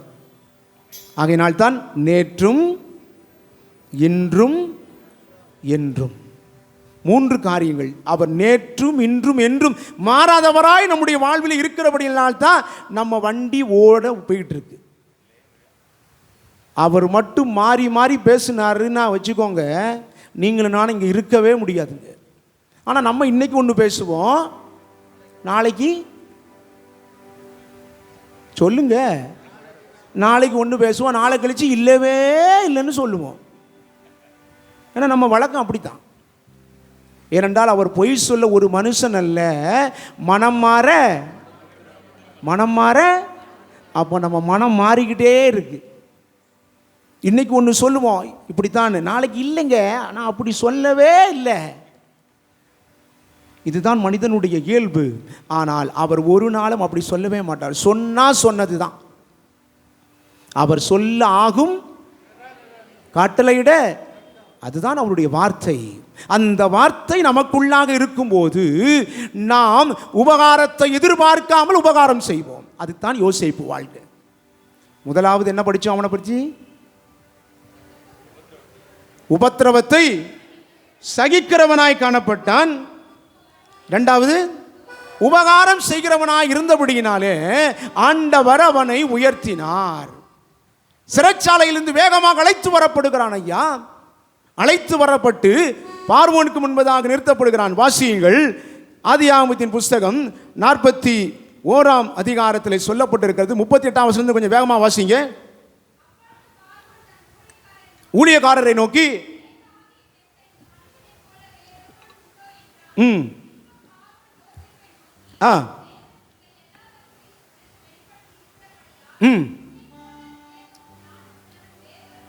இல்லை,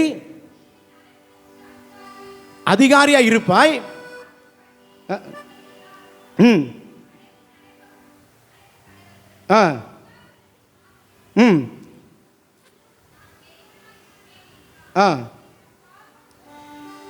எல்லாம் சொல்கிறான், வேகமாக சொல்கிறான். நீ உன்னை எகிப்து தேசத்துக்கு மூலமே அதிகாரி ஆக்கினேன், நீ உனக்கு இப்படி இருப்பா அப்படி இருப்பேன்னு எல்லாம் சொல்லிட்டு ஒரே ஒரு வசனம் பாருங்க, மிக முக்கியமான வசனம். 44ஆம் வசனத்தை நான் வாசிக்கிறேன்.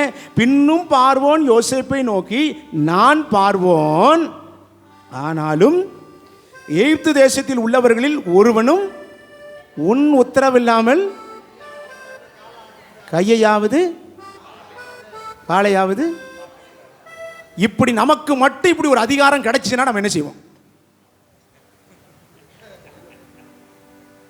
கவுன்சிலர் ஆனாலே தாங்க முடியல. இப்படி ஒரு அதிகாரம் மட்டும் நமக்கு கிடைச்சிதுன்னு வச்சுக்கோங்களேன், அந்த தெருவில் ஒருத்தன் இருக்க மாட்டான், இல்லை வீட காலி பண்ணிடுவான்.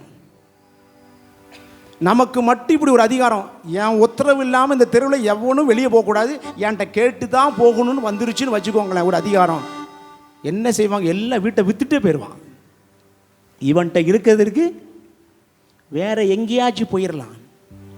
ஆண்டவர் அதிகாரம் கொடுத்தாருன்னா எண்ணி பார்க்க முடியாத அளவுக்கு அதிகாரம் கொடுப்பார்.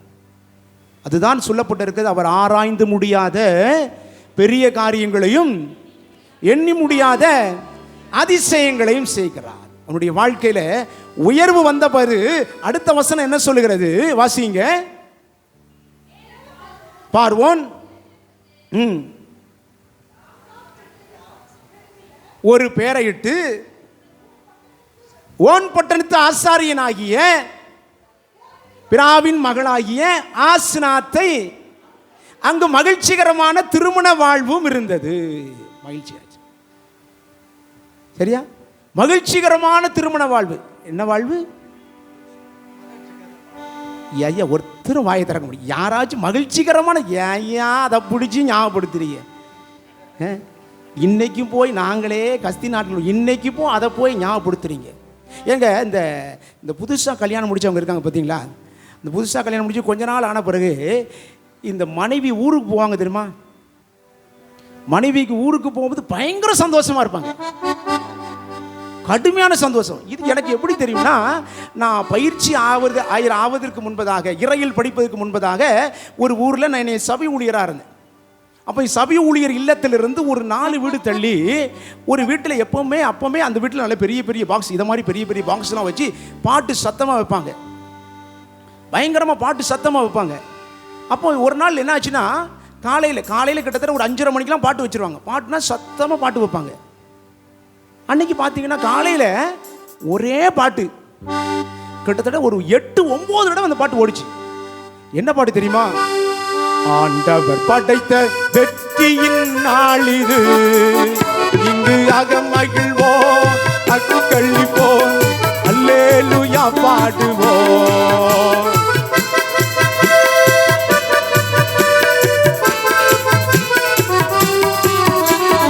ஆண்டவர் படைத்த வெற்றியின் நாள் இது, இங்கு அகமகிழ்வோம் அக்கள்ளிப்போம் அல்லேலூயா பாடுவோம்.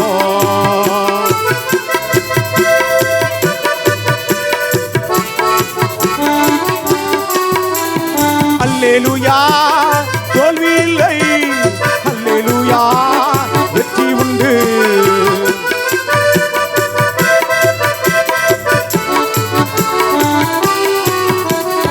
ஆண்டவர் படைத்த வெற்றியின் நாள் இது, இங்கு அகமகிழ்வோம் அக்களிப்போம் அல்லேலூயா பாடுவோம். நான் மதியம் போல ரோட்டில் போயிட்டு இருந்தேன். அந்த அண்ணன் வீட்டிலேருந்து எதிர்த்தாப்புல வந்தார். ஏன்னா என்னண்ணே காலையிலேருந்து 10 நாள் டெய்லி ஒரு பாட்டு ஓடும், இன்றைக்கி ஒரே பாட்டு திரும்ப திரும்ப ஓடிச்சே 8 தடவை. ஐயா உங்களுக்கு ஒன்றும் தெரியாதா? என்னது? அக்கா ஊருக்கு போயிருக்கா, 4 நாள் கழிச்சு தான் ஊர்லேருந்து வருவா. ஓஹோ, அப்போ நம்மளுக்கு வந்து கல்யாணம் முடியலைங்க, அப்போ நம்மளுக்கு இதை பற்றி தெரியலைங்க. நான் அப்படியாண்ணே அப்படின்னு சொல்லிவிடும். மறுநாள் பாட்டு கொண்டாடுவோம் கொண்டாடுவோம் கவலைகள் மறந்து நாம் பாடுவோம்.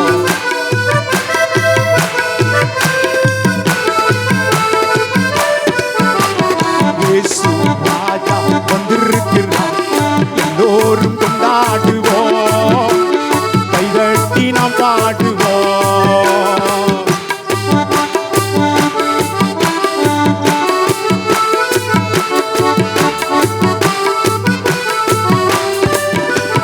கொண்டாடுவோம் கொண்டாடுவோம் கவலைகள் மறந்து நாம் பாடுவோம்.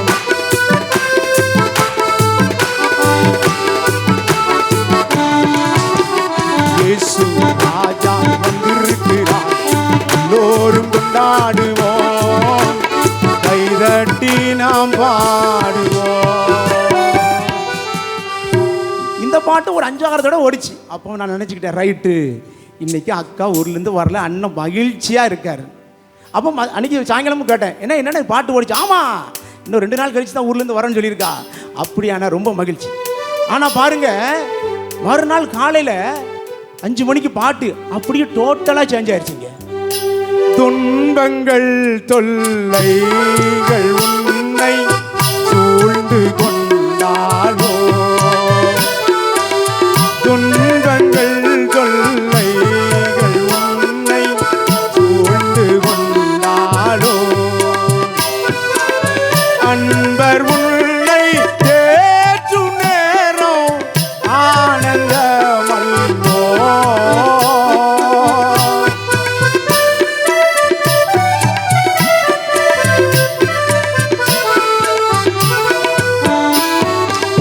சோர்ந்து போகாதே மனமே, சோர்ந்து போகாதே போராட, சோர்ந்து போகாதே.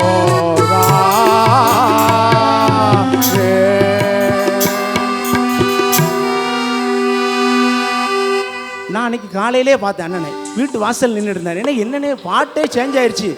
நேற்று நைட்டே அக்கா ஊர்லேருந்து வந்தாச்சு. ஓ ரைட்டு ரைட்டு.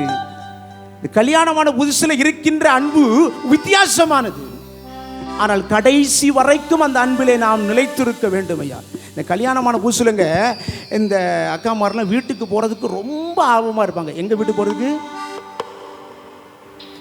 என்ன ஒரு ஆசை, அம்மா வீட்டுக்கு போகிறதுக்கு. நான் வேணுக்குன்னு என்ன செய்ய தெரியுமா, எங்கள் வீட்டில் சொல்லுவேன், கல்யாணம் பண்ணி புதுசில் உங்கள் வீட்டுக்கு உங்க நான் சொல்லுவாப்ல, நான் எங்கள் வீட்டுக்கு போகிறேன் அப்படின்னு கிளம்புவோம். நான் சொல்லுவேன், அதெல்லாம் போகக்கூடாது. வேணுக்குன்னு சொல்லு, நான் எங்கள் அம்மா வீட்டுக்கு போகக்கூடாது. போகக்கூடாதுன்னு சொன்னோன்னா முகம் அப்படியே மாறும் பாருங்க, அப்படியே நான் வேணுக்குன்னு சொல்லு, போகக்கூடாது. இல்லை நான் போவேன், போகக்கூடாதுன்னா போகக்கூடாது. அப்படியே கண்ணெல்லாம் அப்படியே கலங்கும். அப்படியே அதுக்கு அர்ப்பணம் கொஞ்சம் போகக்கூடாது. அதுக்கு பிறகு இந்த பழைய ஜென்ரேட்டர் ஸ்டார்ட் பண்ணுவாங்க தெரியுமா, அது மாதிரி ரைட் கிளம்பு போட்டு அம்மா வீட்டுக்கு போகணும்னா அது ஒரு அதே இது. அம்மா வீட்டுக்கு போகணும்னா முந்தின நாளே ட்ரெஸ்ஸை எடுத்து வச்சு எல்லாம் ரெடி ஆகி நைட்டு 12 மணி வரைக்கும் எடுத்து வைக்கிறது. ஆனால் மாமியார் வீட்டுக்கு கிளம்புனா போதும், எனக்கு ஒரே தலையா வலிக்கு, காலெல்லாம் வலிக்கு, மேலெல்லாம் வலிக்கு. எப்போ வலிக்கு? எங்க போகணும்னா வலிக்கு? மாமியார் வீட்டுக்கு போகணும்னா வலி. மாமியார் வீட்டுக்கு போகணும்னா வலி. அன்னைக்கு ஒரு ஐயர் என்ன சொல்லிட்டு இருக்காரு, என்னையா இது, நான் எங்க வீட்டுக்கு கூப்பிட்ட அன்னைக்கெல்லாம் ஒரே வலி, கால்வலி, கைவலி. ஐயா நான் அப்படித்தான் ஐயா வரும். இதே இது நீங்க அவங்க வீட்டுக்கு போங்க, எந்த வலியுமே வராது. இதே பாருங்க, வேற ஒன்றும் இல்லைங்க. அவங்க வீட்டிலேருந்து வாராங்கன்னு வச்சுக்கோங்களேன், ஊருக்கு வராங்கண்ணே, எப்பா போய் ஒரு 2 கிலோ மட்டன் எடுத்துகிட்டு வந்துடுங்க, அப்படியே வரும்போது சிக்கன் வாங்கிட்டு வந்துடுங்க, அப்படியே ஒரு 1/2 கிலோ மீன் வாங்கிட்டு வந்துடுங்க. இதெல்லாம் யார் வந்தா? அம்மா வீட்டிலேருந்து வாராங்கன்னு சொன்ன உடனே இப்போ நம்ம சொல்லுவோன்னு வச்சுக்கோங்களேன். இப்போ நம்ம சொன்னோம், ஏம்மா எங்கள் அம்மா வர முட்டை வாங்கி கொடுத்தா போதாது. என்னது முட்டை வாங்கி கொடுத்தா வேற ஒன்றும் இல்லைங்க. இப்போ கேள்வி அக்கா மாதிரி கேள்வி நிறைய கேள்வி கேட்பாங்க. எப்படி தெரியுமா? வேற ஒன்றும் இல்லை. இப்போ நான் என்கிட்ட வந்து சொல்கிறாங்கன்னா, எப்பா நான் சொல்கிறேன், ஏம்மா என் தங்கச்சி ஊர்லேருந்து வாரா அப்படின்னு சொன்னால் எத்தனை கேள்வி வரும் தெரியுமா? என் தங்கச்சி ஊர்லேருந்து வாரானா அடுத்த கேள்வி எதுக்கு வாரா, அடுத்து ஏன் வாரா, 3வது கேள்வி தெரியுமா, எப்போ போவா. வரவே இல்லை, ஆனால் ஏன் வாரா, எதுக்கு வாரா, எப்போ போவா. இதே அவங்க தங்கச்சி ஊர்லேருந்து வர நம்ம ஏதாச்சும் சொல்கிறோமாயா? யாராச்சும் சொல்கிறோமா? ஒன்றும் பேசவே மாட்டேன். சரிம்மா ரைட் ஓகே. என் தங்கச்சி ஊர்லேருந்து வாரா, நீங்கள் ரைட் ஓகே. நம்ம இன்னைக்காச்சும் பதில் பேசியிருக்கோமா? பேச மாட்டோம், ஏன்னா பேசவே முடியாது. அதுதான் ஐயா உலகம். இந்த யோசேப்புடைய வாழ்வில் அந்த பிரச்சனையே இல்லைன்னு நினைக்கிறேன். ஏன்னா தகப்பன் விட்டு தூரமாக இருந்துட்டான், சத்தம் காட்டாமல் இருந்துட்டான், பிரச்சனையே வரலை. அங்கு ஒரே மகிழ்ச்சி. ஆண்டவர் அவனுக்கு அருமையான 2 புதல்வர்களை தந்தார். யாரெல்லாம் கொடுத்தாரு? மனாசே, எப்ராயிம் என்பவர்களை. அவன் மகிழ்ச்சியோடு இருக்கின்ற பொழுதுதான் அங்கு யார் வருகின்றார்கள்? அவனுடைய சகோதரர்கள் அங்கு வருகின்றார்கள். ஏனென்றால் பஞ்சம் ஏற்பட்டு விட்டது. அந்த பஞ்சம் ஏற்பட்டு விட்ட போது அவர்கள் வருகின்ற பொழுது இவன் என்ன செஞ்சிருக்கலாம்? இவன் நினைச்சா என்ன பண்ணியிருக்கலாம்? இவன் நினைச்சா என்ன பண்ணியிருக்கலாம்? அவங்கள பழி வாங்கியிருக்கலாம், அக்கா சொன்னபடி. ஆனால் அவன் என்ன செய்தான் தெரியுமா? தன்னுடைய வாழ்க்கையிலே 3வது உதாசீனம் செய்யாதவனாயிருந்தான். உதாசீனம் செய்யாதவனாயிருந்தான். அவர்கள் என்னை உதாசீனம் செய்து என்னை விற்று போட்டார்கள், நான் அவர்களை உதாசீனம் செய்ய மாட்டேன் என்று சொல்லி அவர்களை தன்னிடமாக ஏற்றுக்கொண்டான். இயேசு கிறிஸ்துவை போன்று. இயேசு கிறிஸ்து உதாசீனம் செய்யல. சிலுவையிலே அவள் தொங்குகின்ற பொழுது சொன்ன ஒரு வார்த்தை, பிதாவே இவர்களுக்கு மன்னியும், தாங்கள் செய்கிறது என்னதென்று அறியாதிருக்கிறார்களே. ஐயா தன்னுடைய வாழ்விலே உதாசீனம் செய்யாதவனாய் அவர்களை ஏற்றுக்கொள்ளுகிறவனாய் தன்னுடைய வாழ்க்கையிலே காணப்பட்டான். நீங்களும் நானும் அதைத்தான் செய்ய வேண்டும் என்று சொல்லி ஆண்டவர் விரும்புகிறார். ஏனென்றால் தேவன் தந்த இந்த வாழ்க்கை, ஆண்டவர் கொடுத்த பரிசுத்தமான ஒரு வாழ்க்கை என்பதை நாம் மறந்து போய்விடக்கூடாது. தேவன் தந்த வாழ்வெல்லவாதை வேதனை என்று சொல்லலாமா?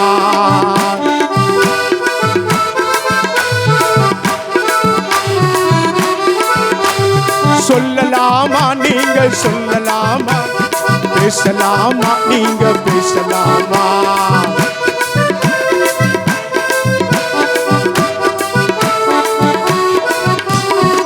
தேவன் தந்த வாழ்வெல்லவாதை வேதனை என்று சொல்லலாமா?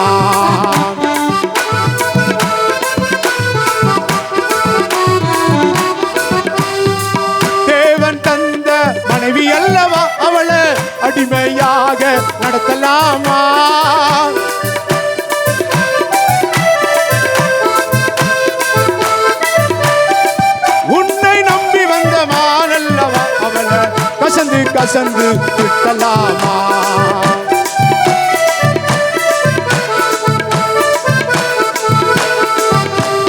நடத்தலாமா? அப்படி நடத்தலாமா? விட்டலாமா? கசந்து விட்டலாமா?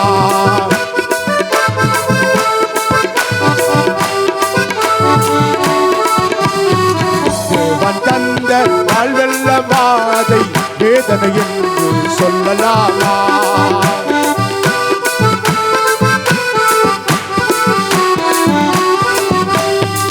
தேவன் தந்த கணவர் அல்லவா அவரை எதிரியாக நினைக்கலாமா?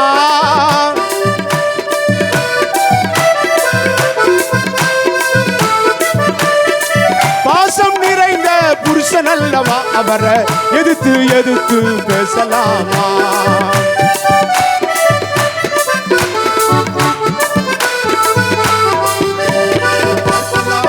அப்படி நினைக்கலாமா?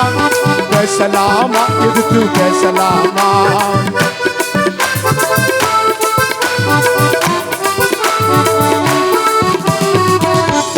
தந்த வாழ்வெல்ல வாதை வேதனை என்று சொல்லலாமா?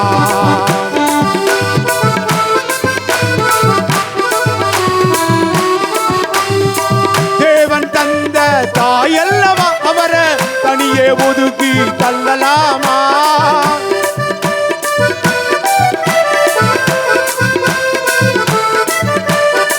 கணத்துக்குரிய தந்தை அல்லவா அவரை அற்பமாக எண்ணலாமா?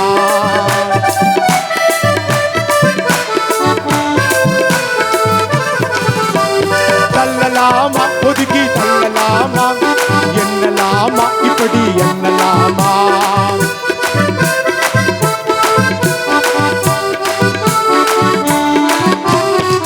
தேவன் தந்த வாழ்வெல்ல வாதை வேதனை என்று சொல்லலாமா?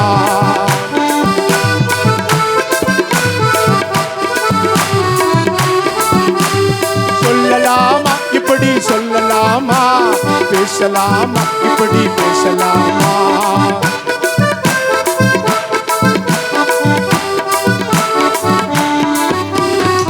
தேவன் தந்த வாழ்வெல்ல வாதை வேதனை என்று சொல்லலாமா?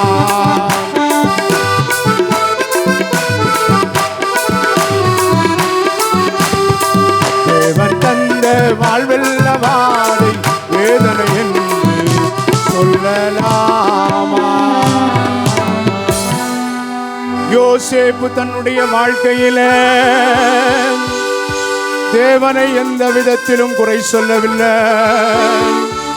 உபத்திரவம் வந்தது, பிரச்சனை வந்தது, அந்த நேரத்திலும் கர்த்தரோடு கூடவே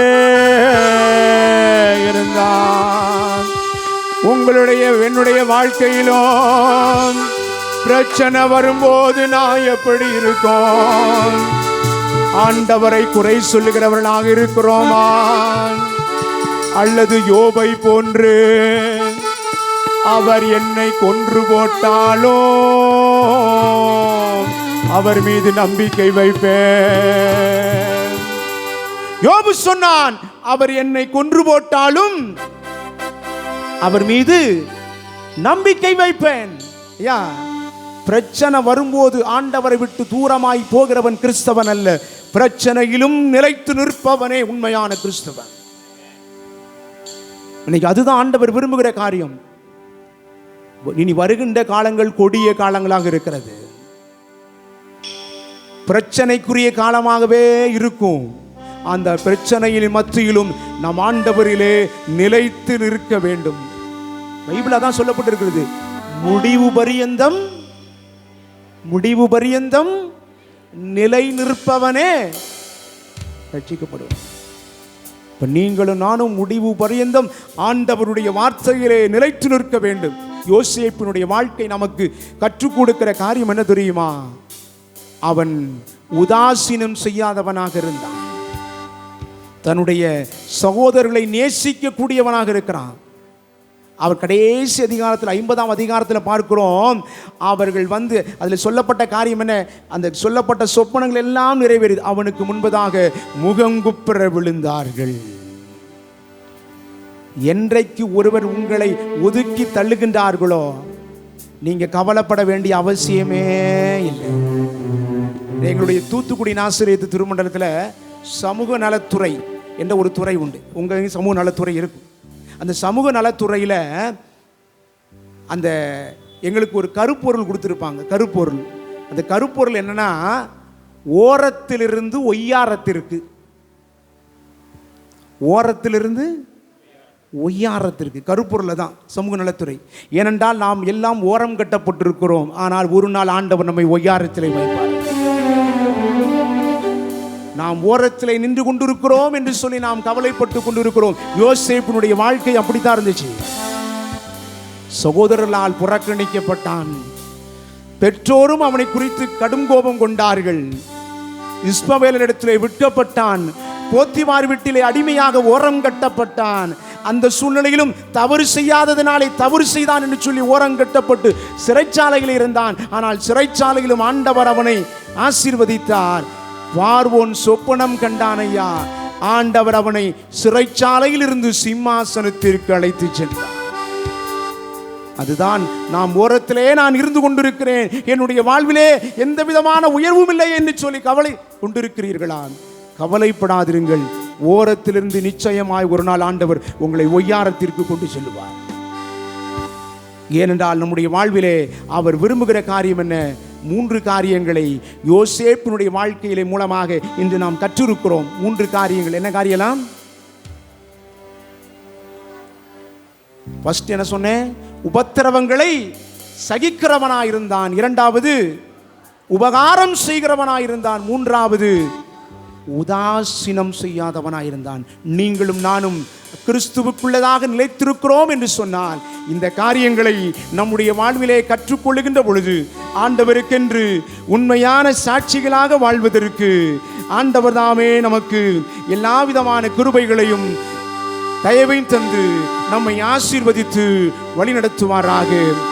இஸ்ரவேலின் பராபரனே, இறங்குவந்தன் அடியார் மேல்,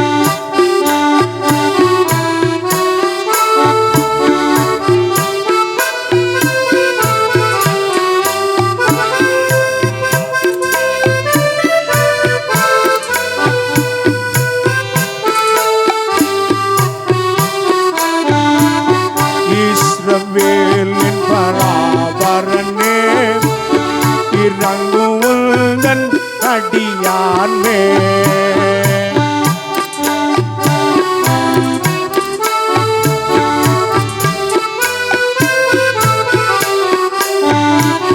சாஸ்வதமாய் உள்ளருள் கொண்டே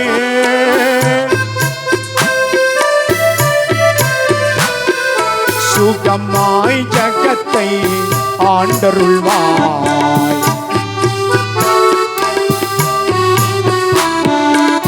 சேகர ஆயர் அவர்களுக்கோ, சேகர செயலர் பொருளருக்கோ,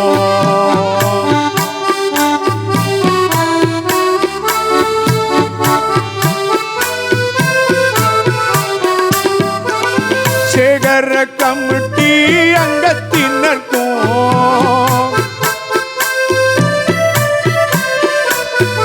நன்றி நன்றி நன்றி ஐயா.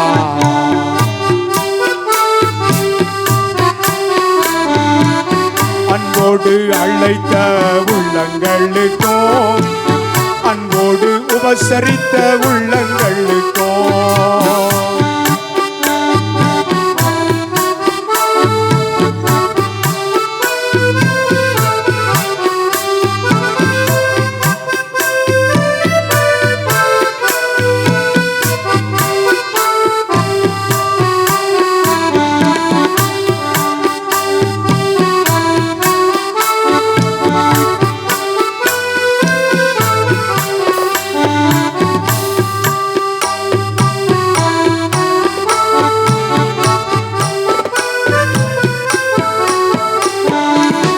ஆலய பணியாளர் அவர்களுக்கோ, ஒளி ஒளி அமைத்த சகோதரர்க்கோ,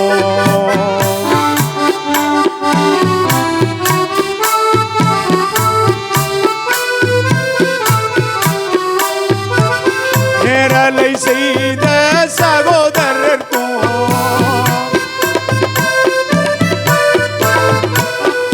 நன்றி நன்றி நன்றி ஐயா.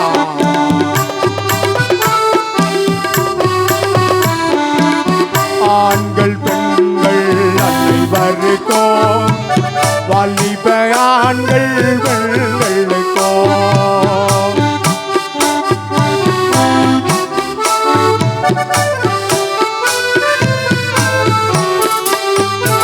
சிறு பிள்ளைகள் குட்டி பிள்ளைகள்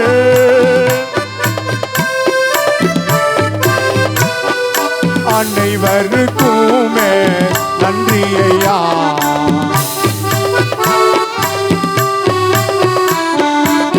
முதலில் வந்தோர்க்கும் நன்றி ஐயா, இடையில் வந்தோர்க்கும் நன்றி ஐயா.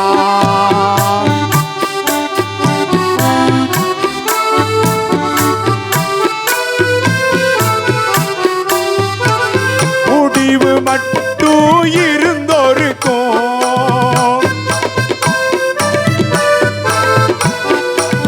பாதியில் எழும்பி போனோர்க்கும் நன்றி நன்றி நன்றி ஐயா. நன்றி நன்றி நன்றி ஐயா.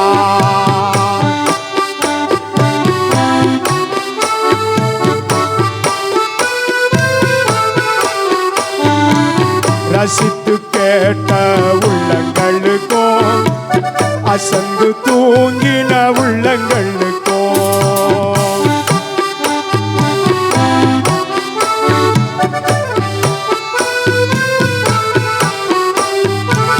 கன்னத்தில் கை வைத்து தூங்கினோர்க்கும்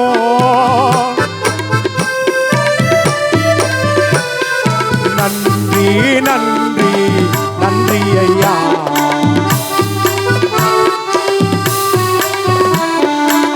கீபோர்ட் வாசித்த கிதியோனுக்கும் தபேலா வாசித்த திலீப்புக்கும்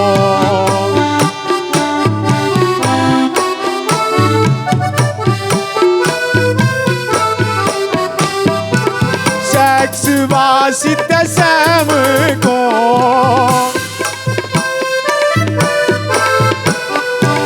பேடு வாசித்த ஹட்சனுக்கும் நன்றி நன்றி நன்றி ஐயா. நன்றி நன்றி நன்றி ஐயா.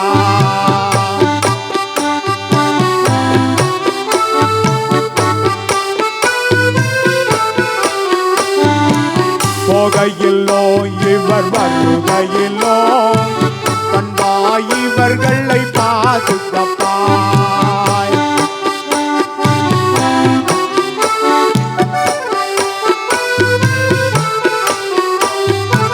நாதன் கிறிஸ்து நாமம் அதே நல்லமாய் ஜகத்தில் அண்டருள்வாய். முத்திதாக்கள் முனிவர்களே முக்கிய ஆசி வரத்தா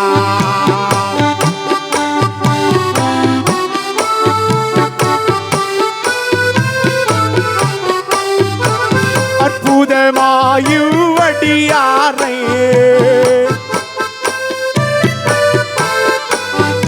அன்பாய் நீயா சிவத்திப்பாய்.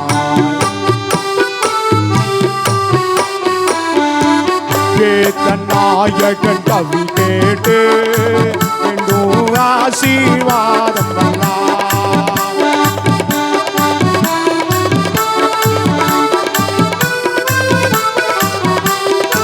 முடிவில் ஜீவ முடி அணிந்து மகிமை அடைய நலமருள்வார்.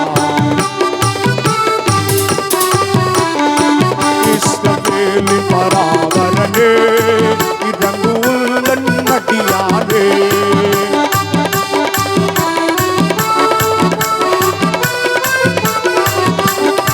சஸ்வதமாய் உள்நருள் கொண்டு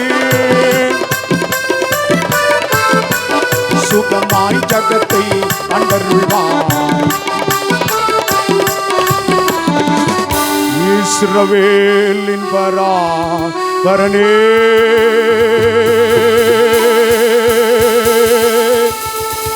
இறங்கும்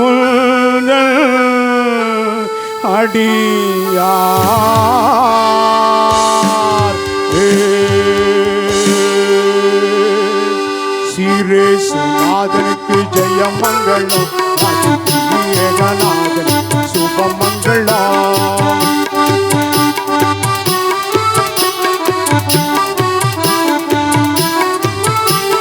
பாரேரு நீதனுக்கு பரமற்ற நாதனுக்கு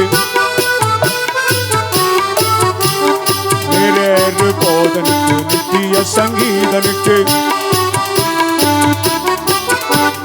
சீரேசுநாதனுக்கு ஜெயமங்களம் ஆதித்ய ஏகநாதனுக்கு சுபமங்களம்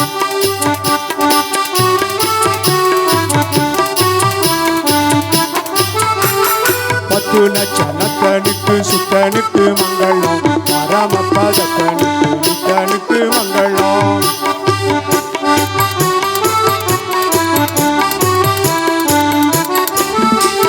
சத்திய விகாரனுக்கு சர்வதிகாரனுக்கு ரூபகாரனுக்கு பரமகுமாரனுக்கு சீரேசுநாதனுக்கு ஜெயமங்களம் ஆதித்ய ஏகநாதனுக்கு சுபமங்களம்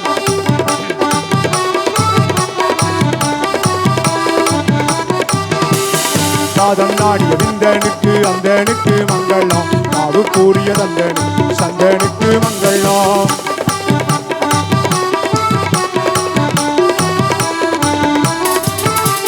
வேதனாயின் பாட்டனுக்கு மேல்வானவன் நாட்டனுக்கு சீதஞான கூட்டனுக்கு தேவமோகினி தேட்டனுக்கு சீரேசுநாதனுக்கு ஜெயமங்களம் ஆதித்ய ஏகநாதனுக்கு சுபமங்களம்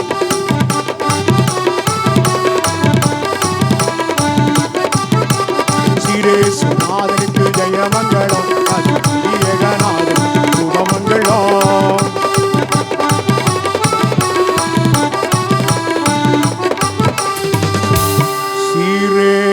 சீரேசுநாதனுக்கு ஜெயமங்களம் ஆதித்ய ஏகநாதனுக்கு சுபமங்களம்